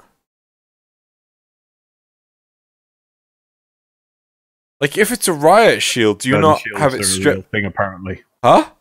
Gun shields are a real thing. Apparently. Wait, is that an Italian museum or something? It's still loading for me. Yeah. See this. I must copy link address. Go here. Oh my lord! Yeah, exactly. But so, question: is it not really hard to hold a shield with your forearm straight and like all the strain is put on your wrist? I mean, I guess it depends on what you're defending against. Because my understanding apparently a barrage of bullets in Warframe, but my understanding would be that a shield is normally strapped to the arm. Like how Captain America has his shield and things. It's the forearm that carries the weight, not the wrist. What is Loz now linking? You could also have a shield gun, like in Gundam Wing, where he's got the gun under the tip of the shield strapped to the arm, and then the gun is like poking out from under the shield. Yeah, that would also work. Yeah. Sorry, the gun's at the tip of the wing. Tip of the shield. Yeah. That's what you said. Man, these shields that Loz is finding is just absolutely incredible. But the problem with the second one you've linked, Loz, is that it requires 2 hands. Yeah, I know. That's what I was. That one. Oh, because you were saying about. Is that what you meant by? Yes. I saw that when you said about like left hand sort of thing. Yes, that is a 2-handed setup on that one. Yeah. But that's because that's a full body shield. Whereas the ones Joey's talking about, like they're more like big bucklers. So it would be hard to. It would be a little bit cumbersome to hold and harder because it would be heavier. But we're space ninjas, so weight's not really an issue. But it really wouldn't be too hard. It wouldn't be a full body shield, but it would be. It would cover, it could cover a bit and still protect you a bit. Especially if it was an energy shield. I mean, this is a physical shield, but imagine if you had a corpus gun shield that was a gun, because we saw we have those, they have those energy barriers on Jupiter. So like a gun that the secondary fire like puts out that and uses up ammo while you have it out, and you can turn it off, and it like expands up and down. I mean, nothing would stop it. Like, if we're going to go with the whole fantasy thing, you could have, like, I don't know, something on the corners, like a Death Star focusing laser that actually get to shoot directly outwards and things like that. So, yeah, nah.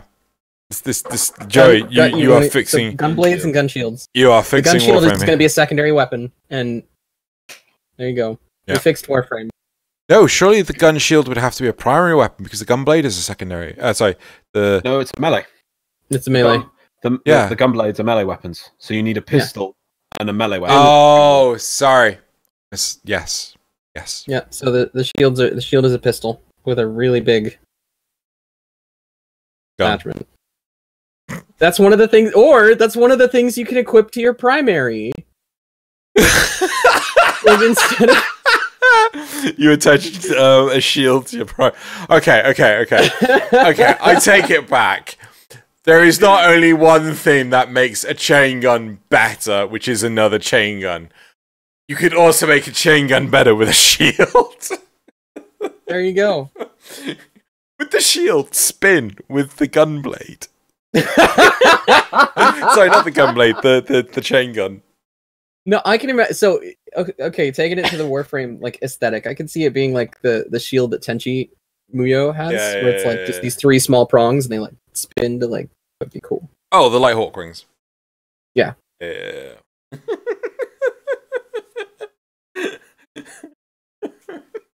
So I'm just envisioning this chain gun with like this door shield and it's just spinning around. And you're trying to line the shield back so it's vertical. So you're having to just like constantly like pull the trigger ever so slightly to get it to rotate.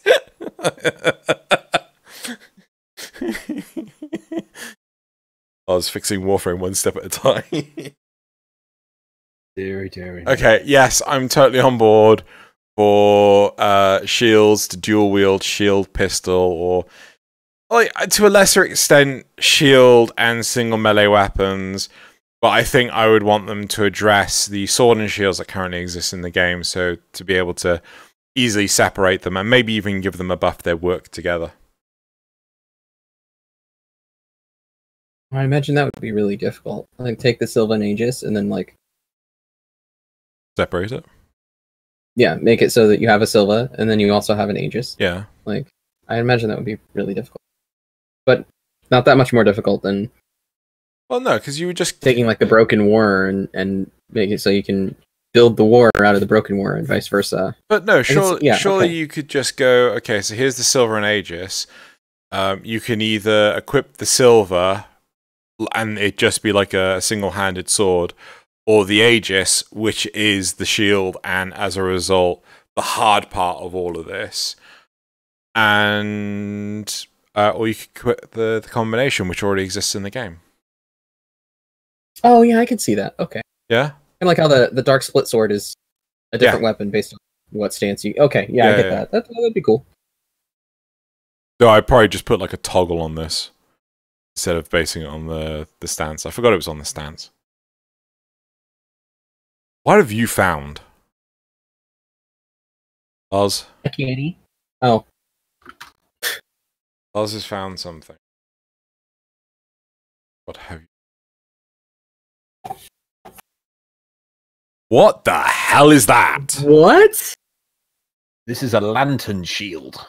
That's my new girlfriend, is what that is.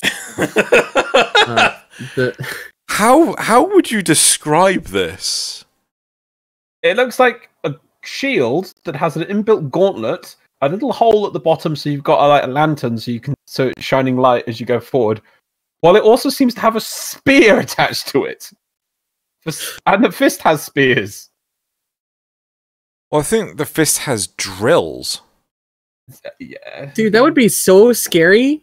No, Like, wait. like Wait. That the arm has a lever. yeah, that's to open the lantern. Are you serious? Yeah, these are for night fighting, apparently. The defining feature is a small circular shield, a buckler combined with a lantern, or a hook for which to hang a lantern, intended to blind the opponent at night or in duels fought at light. Some of the elaborate examples include might incorporate gauntlets, spikes, sword blades, or also a mechanism to alternatively darken or release the light of the lantern. dude, that's so cool. That is such a cool So what, thing. you would just like pull on it to just quickly blind them, like a flashbang? Yeah, because obviously at night, you've got your eyes adapt to the darkness, but if you see a bright light, it breaks down the things in your retinas and makes it harder to see. So you'd be fighting at night, and then you blind your opponent by showing them a light, but it's going outwards, so it doesn't affect you, and thus it's going to be harder for them to see, because like, the light! Because even a small light in pure dark would, or even low light conditions, would affect your ability, your night vision, for a good 30 seconds. I can't see Xeno's face, but I can tell he's got a pally chubs right now. What? He's got the... I'm not quite sure if I want you to explain. I'll put the link in. I'll save this link so that people can see what we're talking about for this one. Yeah. Okay. Should we? I'll put all the links for our videos. Should we jump to the replies? Yeah, I think we've had more fun making up a better weapon than this person did. No, I mean like they've led to the creation of many Fixing great the game weapons. one shield at a time. Yep. Should be the subtitle. Right, there we go. So I'll put those links in the thing there below the meme so that Xeno can put them. Let's go back to the topic at hand about aggressive shield combat. Now, my whole point, by the way, I wanted to go back to after all of this, is why do we have to have this as a new weapon? Why can't it just be you have your sword and shield, and then when you dual wield the sword and shield, you just put the blade away and get a pistol out?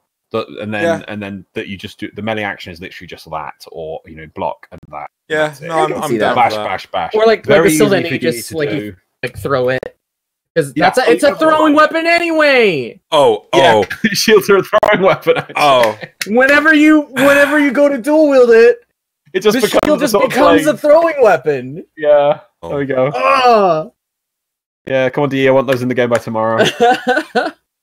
Just make them glaives when you dual wield them. Yeah, there we go. Job done. Right, we fixed that topic. Let's go on to the replies. Yep. Yes, Corpus Energy Shield covers the Warframe's entire body. When you block, you get the Void status effect so that you redirect bullets to yourself. yes. When you block, you get the Void status effect so you redirect bullets to yourself. I assume that means other enemy bullet. When people try to shoot other people, it comes to you. Like when you shoot allies, I think. Yeah, because there's just electromagnetic shielding, Just aggro? and then no. Guardian Derision is aggro. Electromagnetic shielding is you absorb damage for teammates within a certain range while you're blocking. Right. It's for Ack and Brunt, I think. Right. Next plays, I would like to see spear guns benefit from auto blocking when not being fired. Ooh. Do we have? Why? What like be the cool. Javlock? Yeah. No, that's so, dumb. No, I would love that. That would be so cool. They are horrifically unwieldy weapons. Right? Okay. Like, here, block a bullet with this stick. But you don't ever you can block with the them. bow anyway. So why not just give it the same animation? Because a bow is even I think all the stick-based weapons are balanced to be used for that purpose. This is a stick that is designed to do two things. Hold like this to shoot with, hold like that to go throw, so it can do something, so that it arcs and lands in the ground to point up. You can't ever, I don't think you can impale them into walls, can you? You impale them into the ground, don't they? They always... Well, then maybe give it... I mean, what about pole arms? Pole arms are balanced to be used as a... But they're balanced to do that. They're still... Even with a polearm, the center of gravity is still something they consider when making it. You don't consider, you consider the center of gravity when you're making a melee weapon. And yes, it is more forward if you've say got like the Guando or whatever. But I'm pretty sure those bloody rifle things. Just to point out that those spear guns are just a power fantasy, allowing like our generation to experience the amazement of Stargate, where we get to fire. Oh, don't even talk to me about Stargate. So look, okay, no, it's true though. You make it a primary weapon attachment. You make it an attachment to your spear gun that now you can block with it. Those attachments fix everything, man. Why don't you just put a fucking shield on it? You're holding it forward and like a shield pops out. Yeah. I mean, you might as well fucking do that. You like an umbrella. Wasn't that Star Wars Episode 1 when they're like the droid army? They had the Gungans had something like that, right? No, the droids had the spear guns and the Gungans had the shields. Never mind. Don't worry about me. So Droid Army didn't have spear guns. Did they? You're right. They didn't. It was the Gungans. The Gungans had the spear guns. Okay. No, they had like balls that they threw. No, but they also had the spear guns. I don't think they did. Loz, how good is your Star Wars knowledge? All right. Do you remember Gungans having spear guns? I think I need a citation here, Joey. You need to prove this. What did I have to prove, Loz? They had orbs. They did have orbs. That was a part of it. Because Jar Jar's a prat and dropped one. They had electropoles. Oh. They had spears so that they could. I remember also the shields were separate. And the shield was a big bubble. They had static shields that they activated. But they were carried like a Roman tower shield.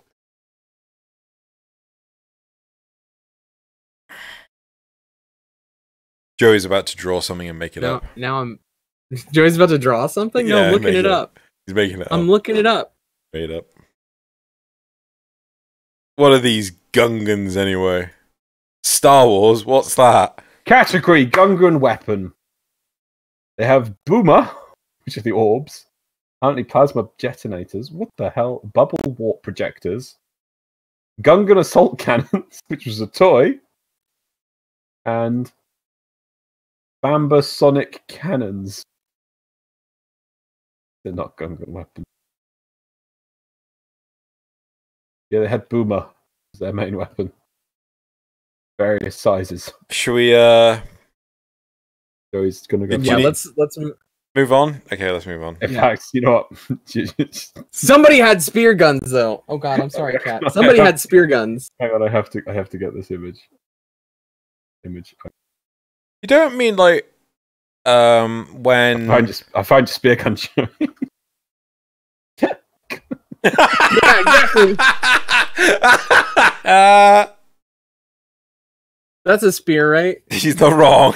No, that's a spear gun that's got a lot of attachments. For everyone's benefit, Loz is just linked put the link in a toy of a Gungan with a fucking turret. Look, somebody had spear guns. You can't. I don't remember. Like, the only spears I remember were the ones that Lando held when he was pretending to be a bounty hunter for Jar Jar. Jar Jar? For Jar Jar. For Jabba the Hutt. Brilliant. Golden. Right, back to Warframe. A good game. Unless we want to cover Super Bombard Racing now. Right, continue, please. Put us out of our misery. Week 300 whatever, covering Super Bombard Racing, the PS2 game. About racing Star Wars characters. My favorite character. Because he's so big. Keep reading. He is Super Bombard. Oh dear, what was the one we were on to? You know, at the beginning of this episode, I was like, you never know. We might make it in an hour and a half. You never know. Topic 2. Right. And the block would put the shield up and reduce damage instead of straight deflecting bullets, but it would cover most of your body, and it would be a large reduction, like 60 to 80% reduction. No, I'd rather have it like 100%, but it's really slow to move.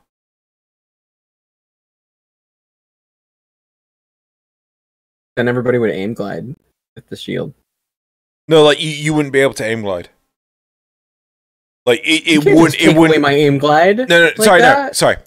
You can still keep the aim glide and everything, but you can't bring out the shield while aim gliding. Yeah. Last reply. I mean, like a wall, and maybe a larger angle. Maybe if you're facing them with the shield, then they deal reduced damage. Maybe an angle that could achieve that. No, you know, shields right now have 100% damage mitigation. Like, No, I'm pretty sure they do. 100. Pretty sure it's 100. 100%. I thought it was like 90 or 95. No, I'm pretty sure it's 100. No, I believe you. I'll take your word for it. Making me doubt, man. Right, should we move on to topic 3? Yeah. Topic 3. Oh wait, should we have a card for this one?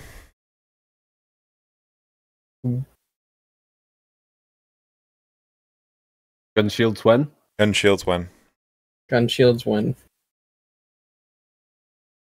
I'll improve that.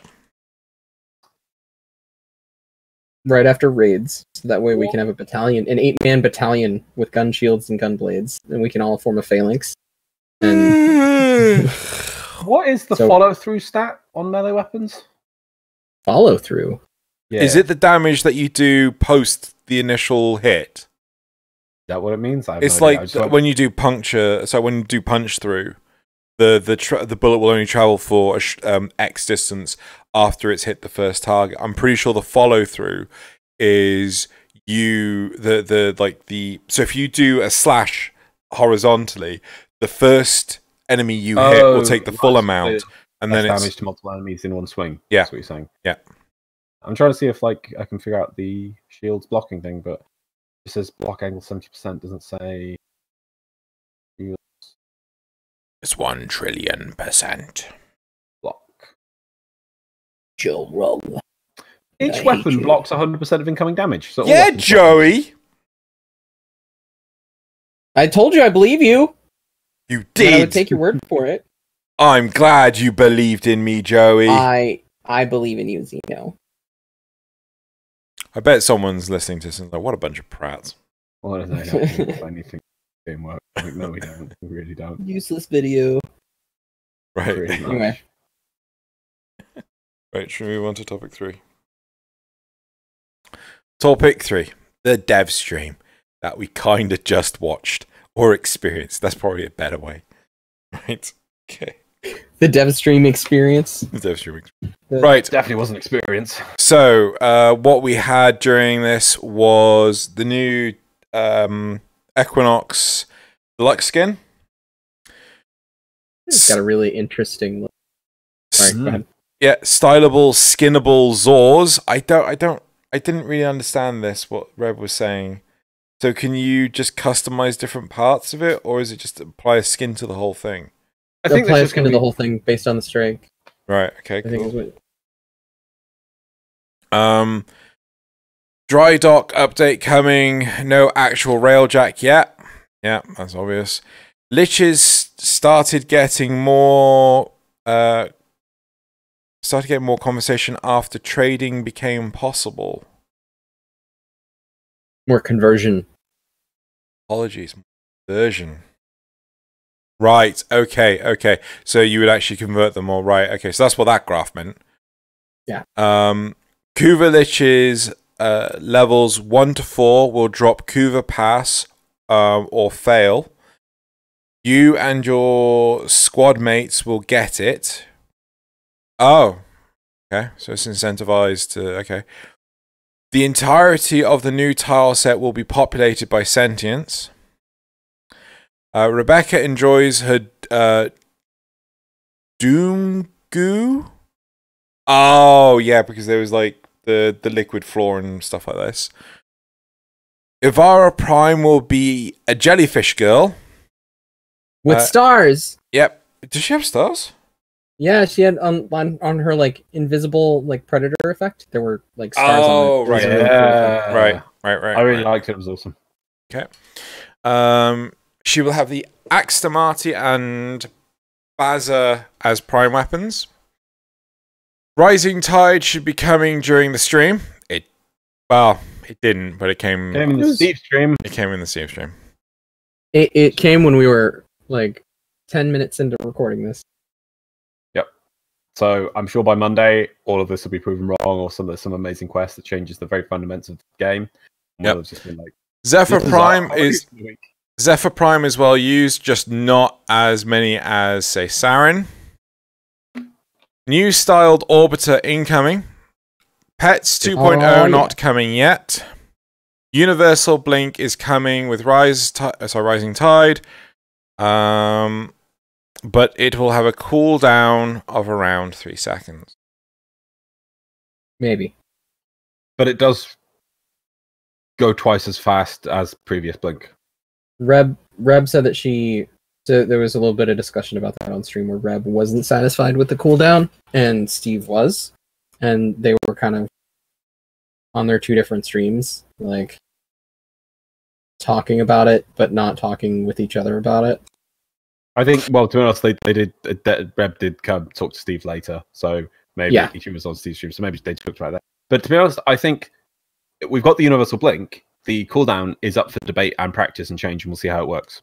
I think it might be just like even 0.5 of a second off of it makes a massive difference. Like 3 seconds might feel too long, but 2.5 just feels about right. I think the big thing is that it's better for them. Like Loz, you've always said this. It's better to give than take away. Yeah. So it would be better to go from 3 to 2 than 2 to 3.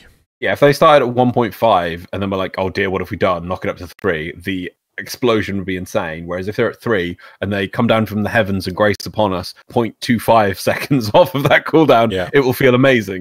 It's better to do it that way around. Yeah. So they're being conservative at first, 3 seconds, see how that plays, and then we'll go from there. Okay, so is there any points that you guys want to pick up on for this, or should we just, go through them one at a time? One at a time. Let's go through one at a time. Yeah, okay, you guys happy with the Equinox Deluxe skin? Look nice. Yeah. I think it's interesting. The cloth physics on the arms looked pretty cool. And I don't know. I want to play around with it some. I'm not sure. Equinox Prime just looks amazing, so I'm not sure it's going to be as good.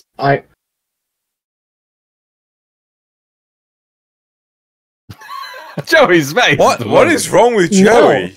No. Joey's like, what's wrong, Joey? Yeah. Look, I love the way the Equinox look. I love the way the base Equinox look. Honestly, her Prime skin is probably my least favorite out of like. That's fine. Her base and all the Tenno gens. Yeah. So I don't know. I'm gonna have to play around with it. I kind of wish you could like play the mixed Equinox more. Like, just be in the mixed mode more than anything else. Like the mixed mode is always the more interesting of the modes visually. But instead it's primarily just used for when you are looking around at people's fashion frame, you get to see the mixed one. When you're in actual combat, you have to choose between them. Yeah. So maybe an augment would be cool, so that it puts you into a contained section between swaps. I don't know that I'd give mod space for something that's purely cosmetic like that. No, I meant it would when you push transition, it pushes you into the combined state for the rank up. Oh, it does. It does that now, but it's quite a short period of time. But it's but you expand that and give it some buffs and things. Yeah. So maybe when you're in it, you just can't use your abilities and you get something else. Because I always like augments that take something at its baseline and expand upon it. Yeah. Because that's the thing they did a lot with the Excalibur ones, where like Slash Dash would give you combo points, your combo counter. And then they went, oh wait, that's a really good idea. Let's make it baseline and make the augment just raise it up higher. I'm like, yeah, that's cool. I'm still upset about that. I'm still upset that we got that augment balance pass and Excal. Anyway, we're not talking about that. I want to get into that. Nodding and agreeing. Right. Slidable, skinnable Zors. Yes. Cool. So what I you want it. Okay. Loz? I'm ready. Sounds cool. I'm not a big fan of Zors, but having skins that might actually maybe this would make me like Zors more, because you can actually have a unique image. It's like that. It looks like that instead of a pile of dead wood tied to a chunk of metal with some bamboo sticks and shavings and fish guts. I kind of shot myself in the foot on that one, because the one I use the most is my Plague Kripath Zaw. It's like a polearm Zaw, but I named it Lanzo Fishing Spear because it looks like a Lanzo Fishing Spear. So now if I put a skin on it, it just won't make sense. That's true. Make a new one. Unless they put in one of the skins, which is actually the Lanzo Fishing, then that would be perfect. Oh, You that put the would be skin on great. top of the actual thing that looks like it. That would be awesome. Blocking bullets with the Lanzo Fishing Spear. Oh, that'd be so cool. For me, I would rather just Tenno Gen Tatsu skins. Like, yeah. Favorites isn't much. Right, moving on.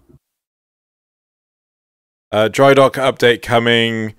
No actual railjack yet. Well, the updates come. How do you feel that there's no railjack? We did get a quest. We did There get is a a quest. How long is Yeah, the quest?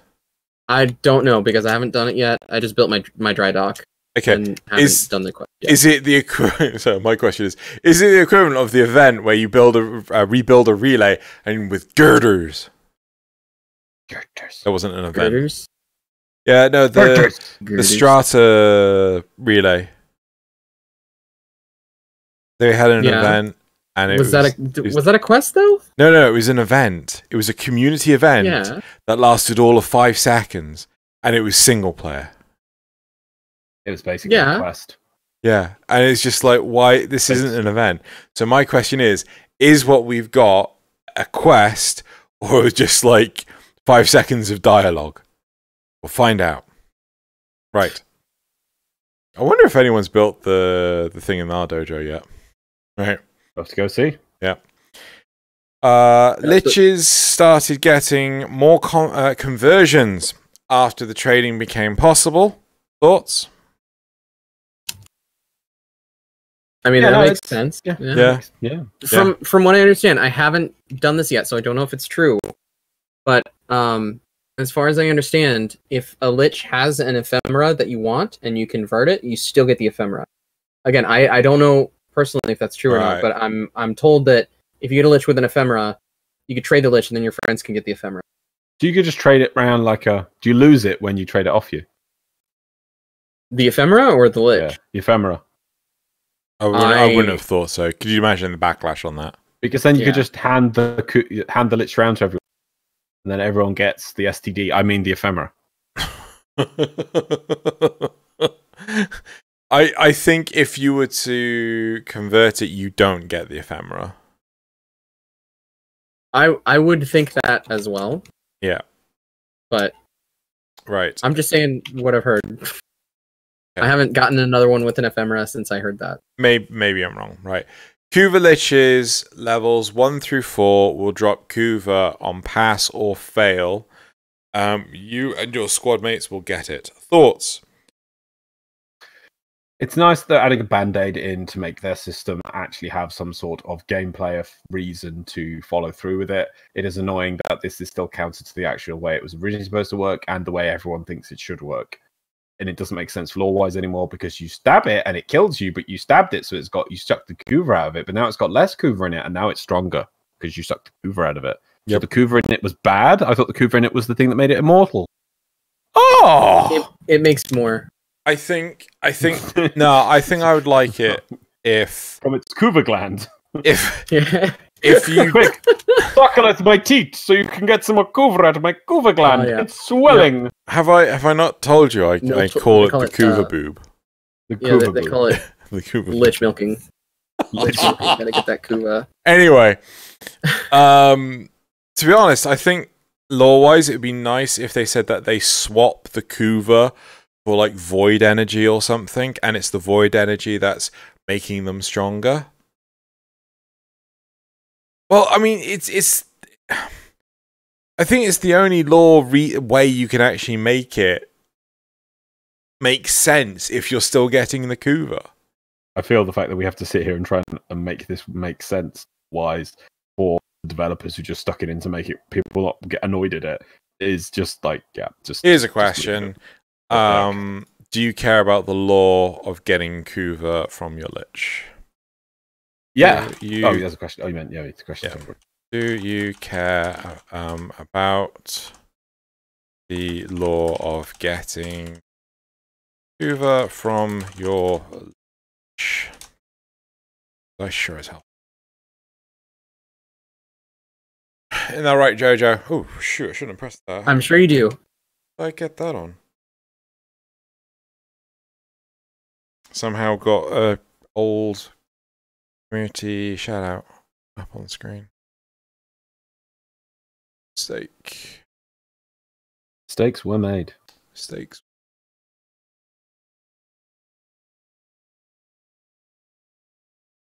Yeah, I don't like the fact that we're trying to come up with a bullshitty reason as to why this makes sense. But to me, like, if you're robbing it of the Kuva, the very thing, the old blood that is supposed to make it stronger, it doesn't make fuck all sense.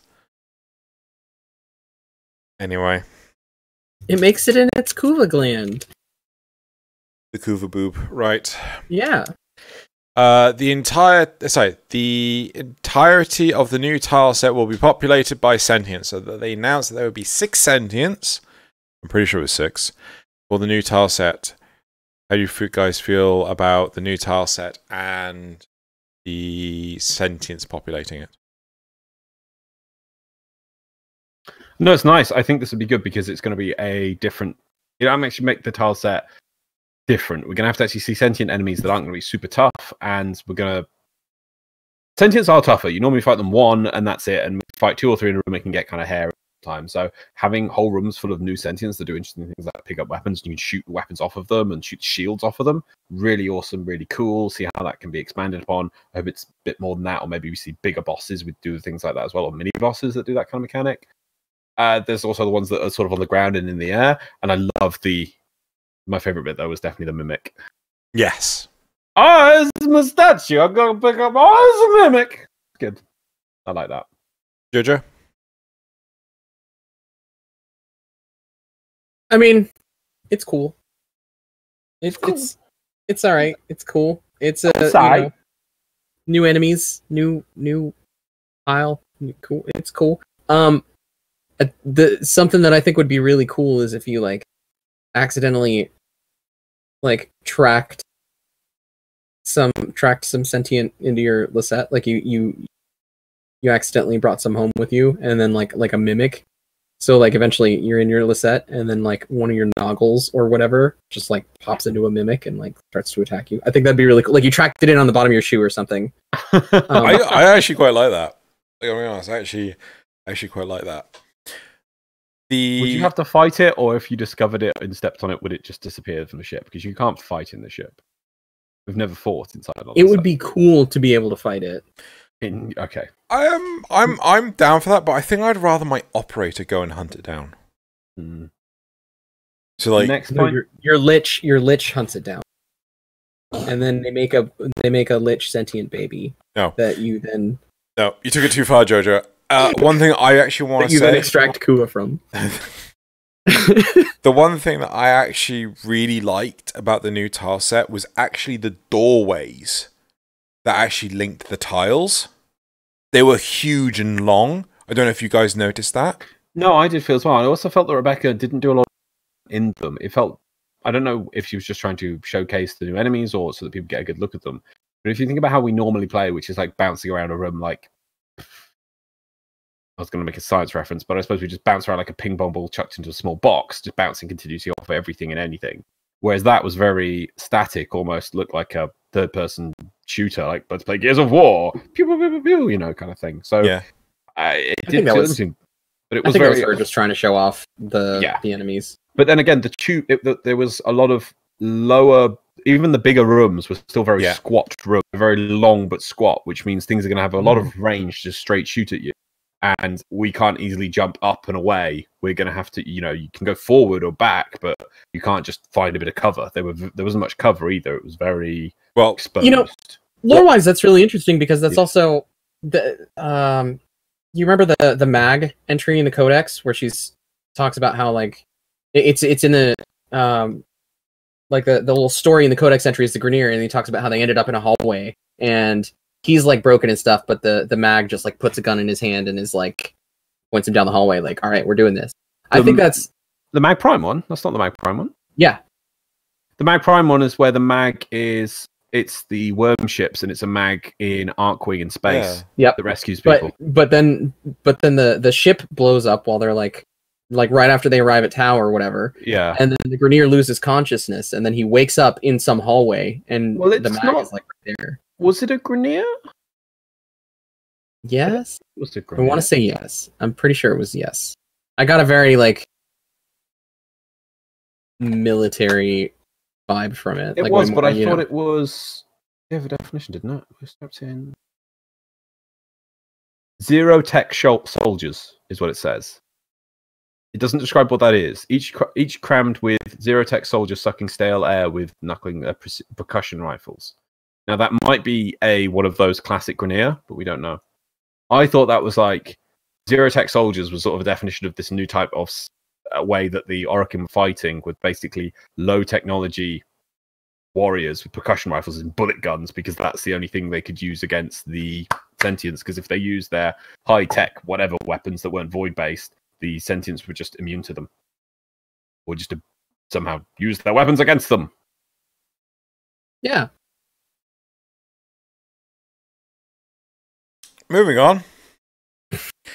I'm going to skip the Doom Goo. Avara Prime. Yay, nay? Pretty. She's so pretty. She's so pretty. I love her stars effect, and I love her little jellyfish effect. She's just really pretty. This is a really pretty Warframe. I can't wait. I really like her. The only thing that concerns me is the actual tentacles that come off the hat. How so? Well, like huh? We didn't see a movement. No, it just didn't sit right with me. It's just like it's too much towards the jellyfish for me. It's like you could have had the same. I feel you could have had the same impact without the tentacles. The same aesthetic effect, the same, impact on the audience without the tentacles. But for those that don't like the tentacles, they're there. Maybe they'll make them an auxiliary. That'd be cool. Yeah. Yeah, that would be cool. Yeah. And then you can put them on your Necros. I'm kidding. I'm kidding. Okay. I'm being facetious. Okay. Okay. She's got Axtamati and the Baza.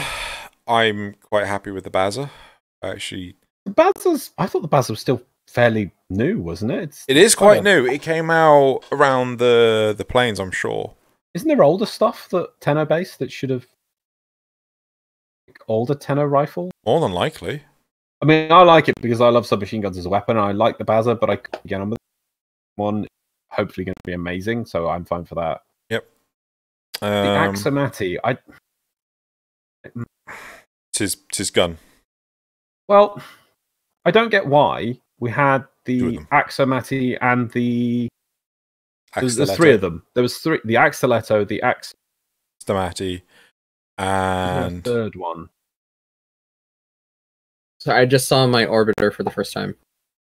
Are you going to say the Akjara? Is it Akjara? Akjara was one of the pretty recent ones. I'm not quite sure what Loz is after. Oh, what's it? Are we after like automatic or dual pistols?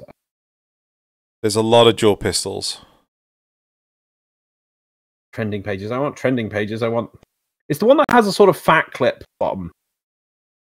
Axtiletto. No, actually, Stamati is the. I'm pretty sure the Axtamati is the fat clip bottom one. Because isn't there a Dex version of it?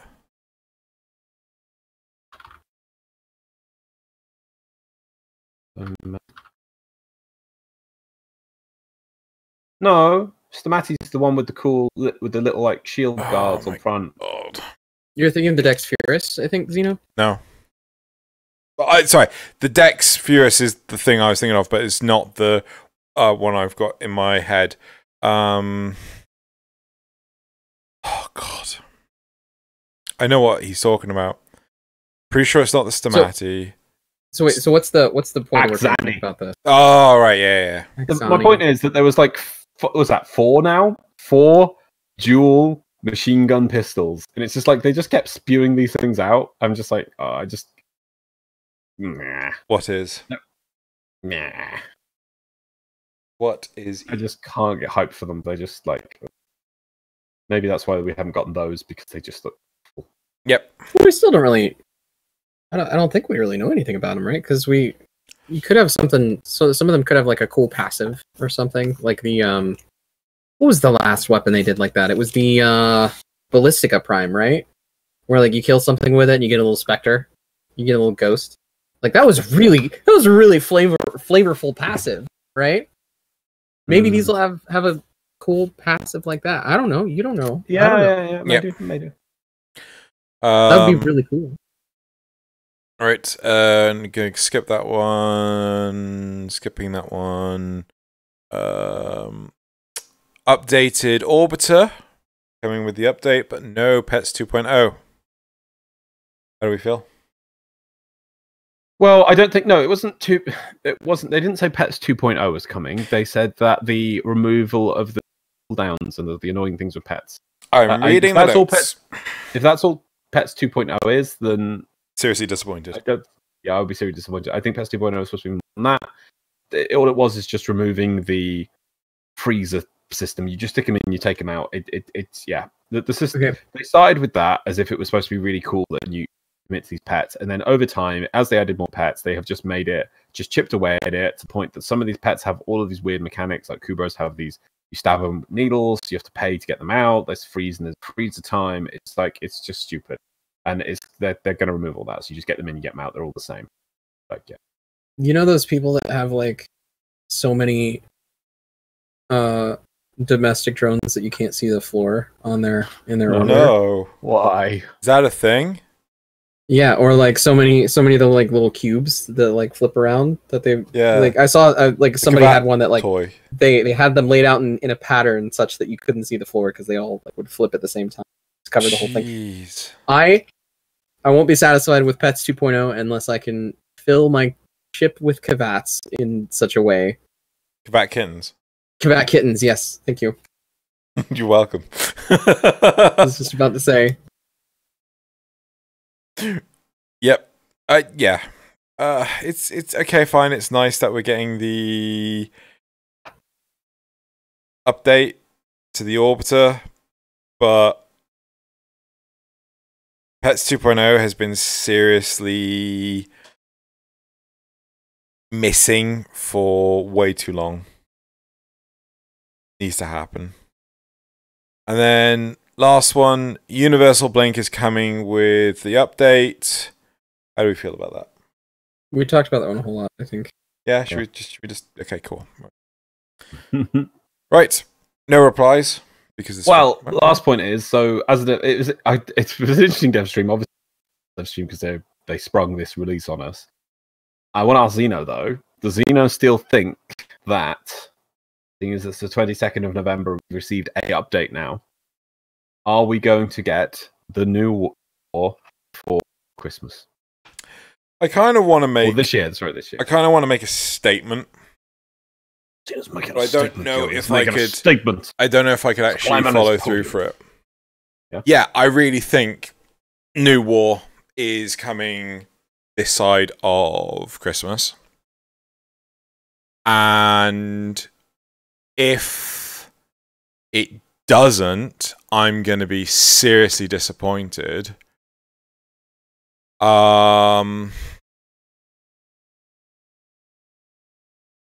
And like a large part of me says that like I just won't play the game until it does come out. The only difficulty with that is he has to play it for at least 2 hours plus every week to get footage for 10 o'clock. exactly. I can record footage for you if you want to. That not putting a lot on you. What, recording 2 hours of footage every week? Yeah, but then you'd have to send it to me. Well, that's putting a lot. We'll talk about it later. Yeah, We'll talk about it. But like, Oh, honestly, like if they don't deliver after putting that release date and us waiting for a year and a half, like I think putting up with fake Lotus for 2 goddamn years. You have no guarantee that the new war will get rid of fake Lotus. No, but she has to decide whether or not she's going to join us or she's going to join us. She might join us, but we still keep fake Lotus. We keep fake Lotus. I swear, love of God, D. I will cry. I will record me crying and I will send it to you. There we go. There's another promise. I think they can release. I think they are well within their ability to release something by Christmas and call it New War. If they release something that is like they nailed the story and didn't quite get there on the technical side of it, I'd be more satisfied than if they nailed the technical side of it and totally biffed the story. Yeah, no, I completely For a agree. big quest like that. I want the story. You know, like, okay, the sacrifice, Loz, I'm doing air quotes for you. The sacrifice had all right story. It wasn't amazing.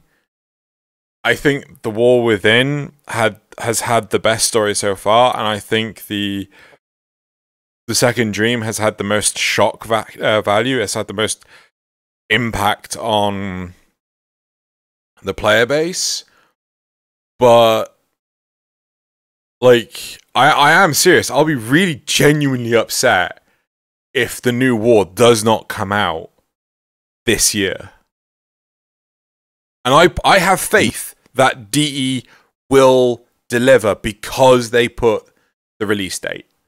I don't think that they would be so blasé as, oh, well, yeah, we put a release date, but, you know, those things change. I think maybe a little more constructive way to look at this is, did what we were showed on the dev stream today inspire any more confidence in you that they will release on time? Yes. Cool. Oz? No. I think the fact that we're getting this now, I don't know. Well, no, I don't know, but I will change it based on what happened in this quest and where this quest leads. Does it hint towards things? Because if this quest is hinting towards something and they're building towards it, and it's like, oh, the sentients are here in space. It's a good thing we stop building that spaceship. God dang, guys, we got their spaceship. We go get that spaceship. That makes sense to me. But if it doesn't, it's just like, hey, let's build a spaceship. Why? Oh, spaceships are cool. Then yeah, I don't think. I think it's important to keep in mind that with each quest that we've been given so far, the devs have built things for the quest specifically that they did not ever show us before the quest was released. So you got to keep that in mind, I guess, in terms of like, okay, well, we've seen this. What else have they not showed us that they already have ready to go? Yeah, I also don't agree that the quest that we have here is any way, shape, or form a reflection of the new war, because this could have been like comparatively a 5-second job to get this out. Like something like the Apostasy Prologue, or we just don't know. But I wouldn't say that whatever state this quest is in, the one that's released today, is any reflection of the war.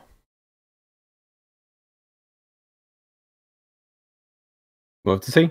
That's what I think. Right, that's it for that. Shall we move on to finishing up the show? Yeah. So, time for the memes. Let us have some memes. Have you given them to Jojo? I'm about memes. to. Memes? What are memes? Memes. Oh, wow. Memes. We have some memes. We gotta finish up with some memes. Let's do it. So, as always, I say these are some War meme frame review. There you go. We're going to review some of the weekly memes from Frame subreddit. These are the top memes, some of the top memes, and ones that just look cool. So let us start with the first meme of the week. You got it on the screen? Good old stories. Rap, tap, tap. It's brilliantly, instead of some sort of word, it says, "Your mama's so fat she blocks the transfer signal." I'm like, oh yeah.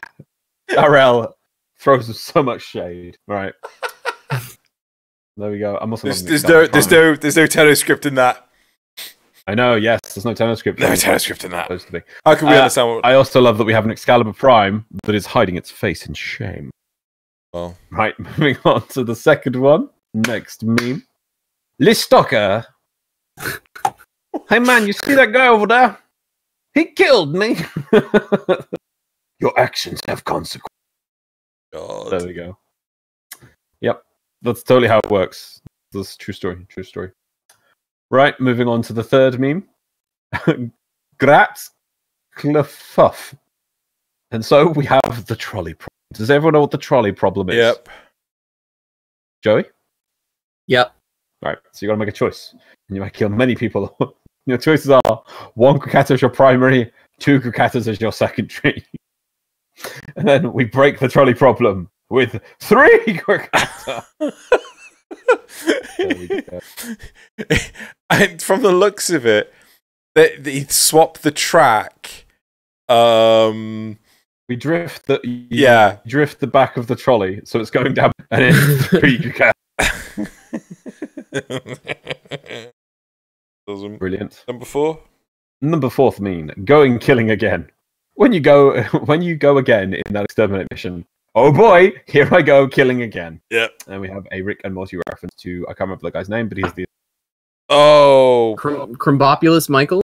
Yeah. Oh, yes. Yes, there we are. Crimbopulous something. I think it's Crimbopulous. I'm pretty sure it's Crimbopulous Michael.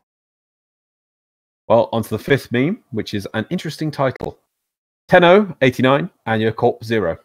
Bad day for Anya Corp and its investors. Tenno, 89, Anya Corp 1. Anya Corp is working its way out of debt. So true. And last meme of the week, number 6. Great, now we gotta wait to the collapse of the Orokin to get the new update. DE reveal new update. Connor Tensor, who just got the old. We feel for you console homies. Yep. Yelling into. Yep. Especially the Nintendo players. I think Nintendo Switch, you still haven't even got that update. Yeah. No one knows why it's taking so long. They've got Pokemon, so yeah, that's true. We don't care about anything else. That's true. They've got Pokemon. We are the Pokemon. Actually, one thing that was really surprising, I only found out today. So in the UK, the Black Friday sales have already started. We get them for a week, which is stupid, right? But the price of the Nintendo Switch has skyrocketed, right, to like 180 quid, right? On its own, and I'm pretty sure it's all because of Pokemon. It's just absolutely insane, the price. No, it's £300-ish or £280. It was always that, wasn't it? No, because when I bought mine, it was like 270 quid for it and Mario Odyssey. Oh, whereas what is it now? It's like 280 just for it. Oh. Yeah, it's just shot up in price. You're right, actually. Nintendo Switch Lite Black Friday deal, apparently, I assume it's UK on .co.uk, going from £198 to £189. What, £11? Not even £10 off. Oh, right, okay.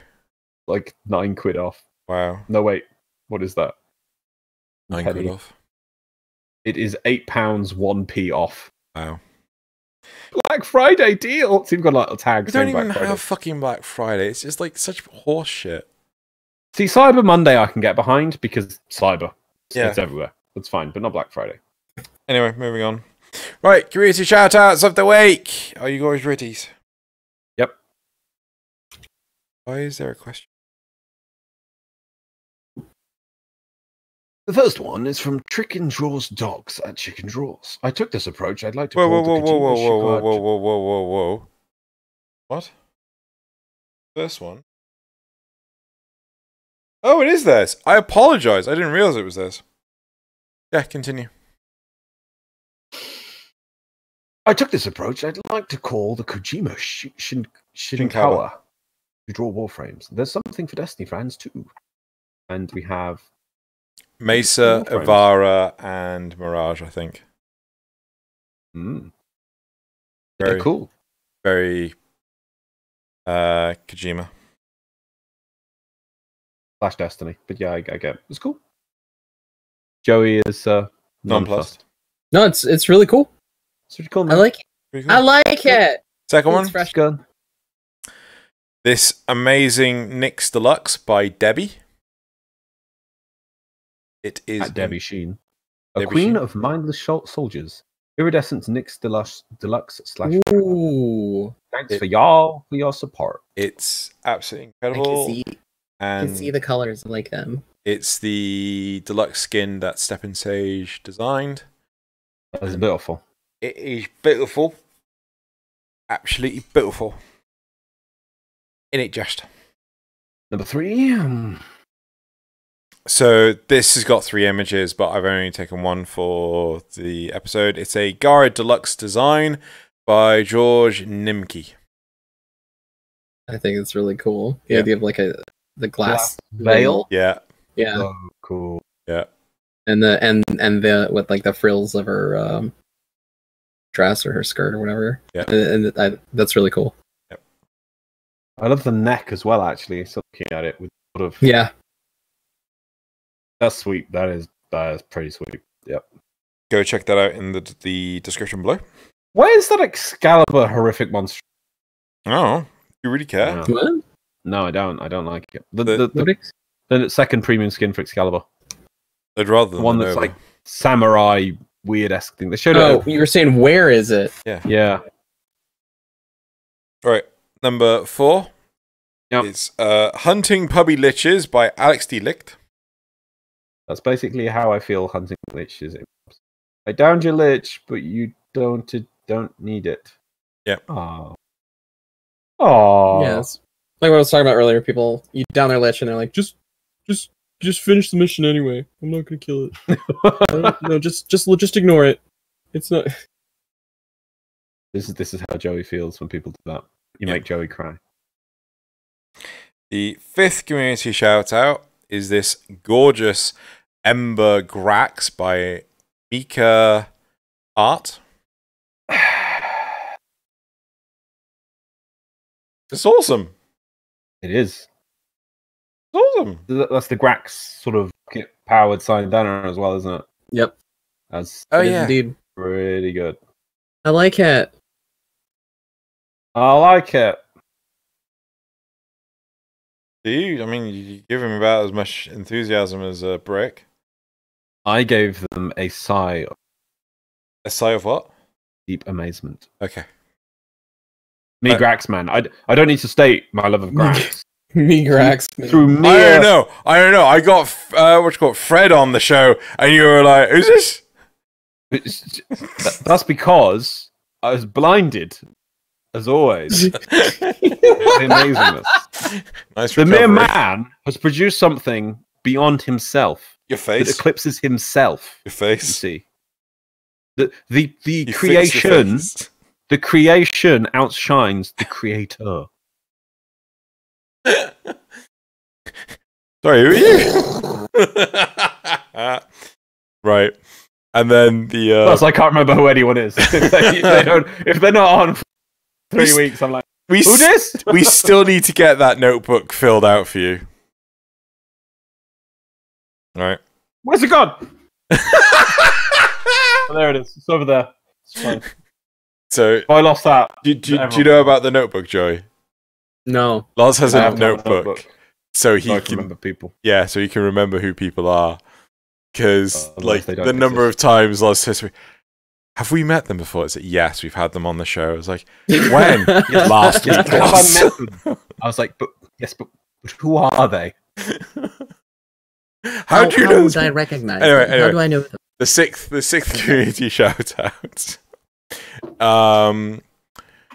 Who's Next by Valdemonth. Baldamoth. Sorry, I thought it was a magic end then. Yep. So very JoJo theme inspired. Very menacing. Yep. I'm very. I feel menaced. Yeah, I feel the JoJo. I feel like a cross between JoJo and Pokemon.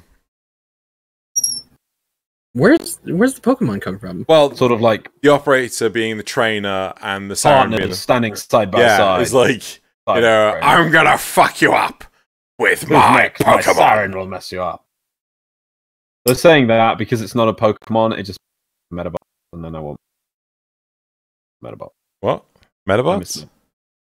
Yeah. Metapods? Metabots.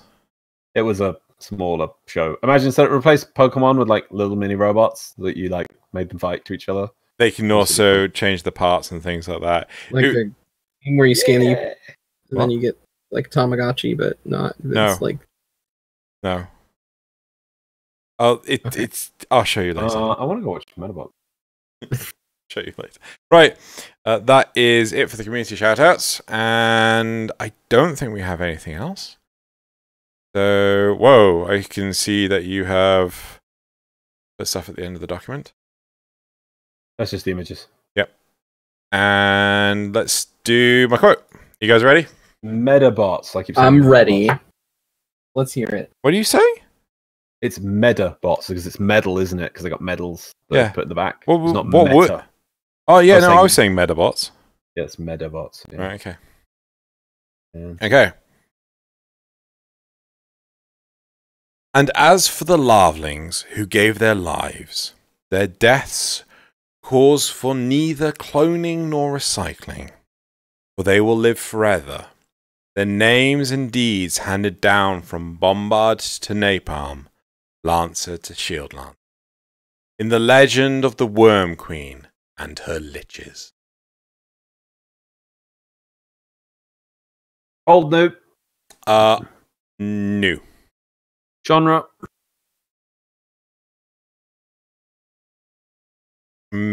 Medieval. Fantasy or realistic? Realistic.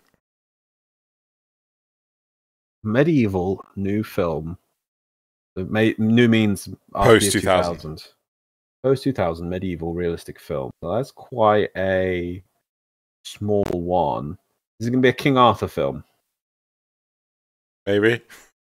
Maybe. Would it be something called King Arthur? Yes. I can't remember which one that is, though. Is that the one the orphan one? Just like fucking guesses it. It's the one where it's The Roman one. yes. Yeah, which was an interesting concept, but executed really quite poor. This was all like action and gritty and action and I actually quite liked movie it. Romans. It was it was a good popcorn-esque film. Yeah. I even like the new one actually. The new one, which is a bit more magical-esque, whereas that one is very realistic. Magical-esque? Yeah, there's a magical-esque one where like Excalibur is actually Excalibur, whereas in that one, like, yeah, the newer one, the one made in like 20. The Guy Ritchie one. Yeah, I don't remember there being magic in that. fucking King Arthur like smashes a room of dudes with like one energy burst. The 2017 one. Yeah. Yeah, and like it has monsters. It's like the I can't remember the character's name actually because it's not. It's the guy who like goes to see the harpy mermaid harpy thing and has to sacrifice his daughter to it to gain magical powers so that he's invincible. No? Yeah. No, You're it's both wrong. King Arthur, Legend of the Sword.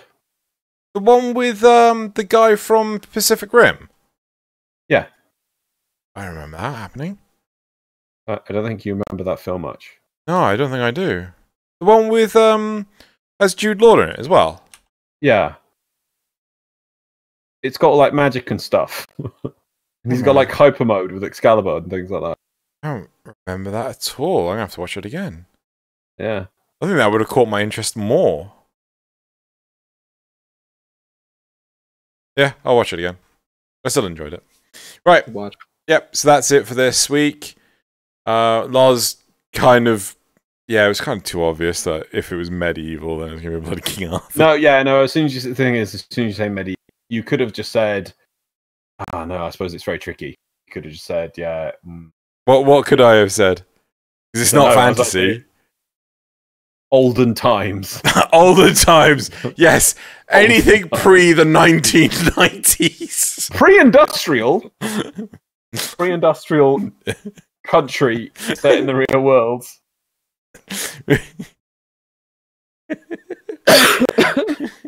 Anyway, that's it for this week. Thank you very much for listening to our rambles, and we shall see you next week. Where's the button? That one. For Xeno's benefit, here's a link to the final fight in that film where the main antagonist gains the power of Flame Ares or something and becomes like a giant flaming monster with a death scythe.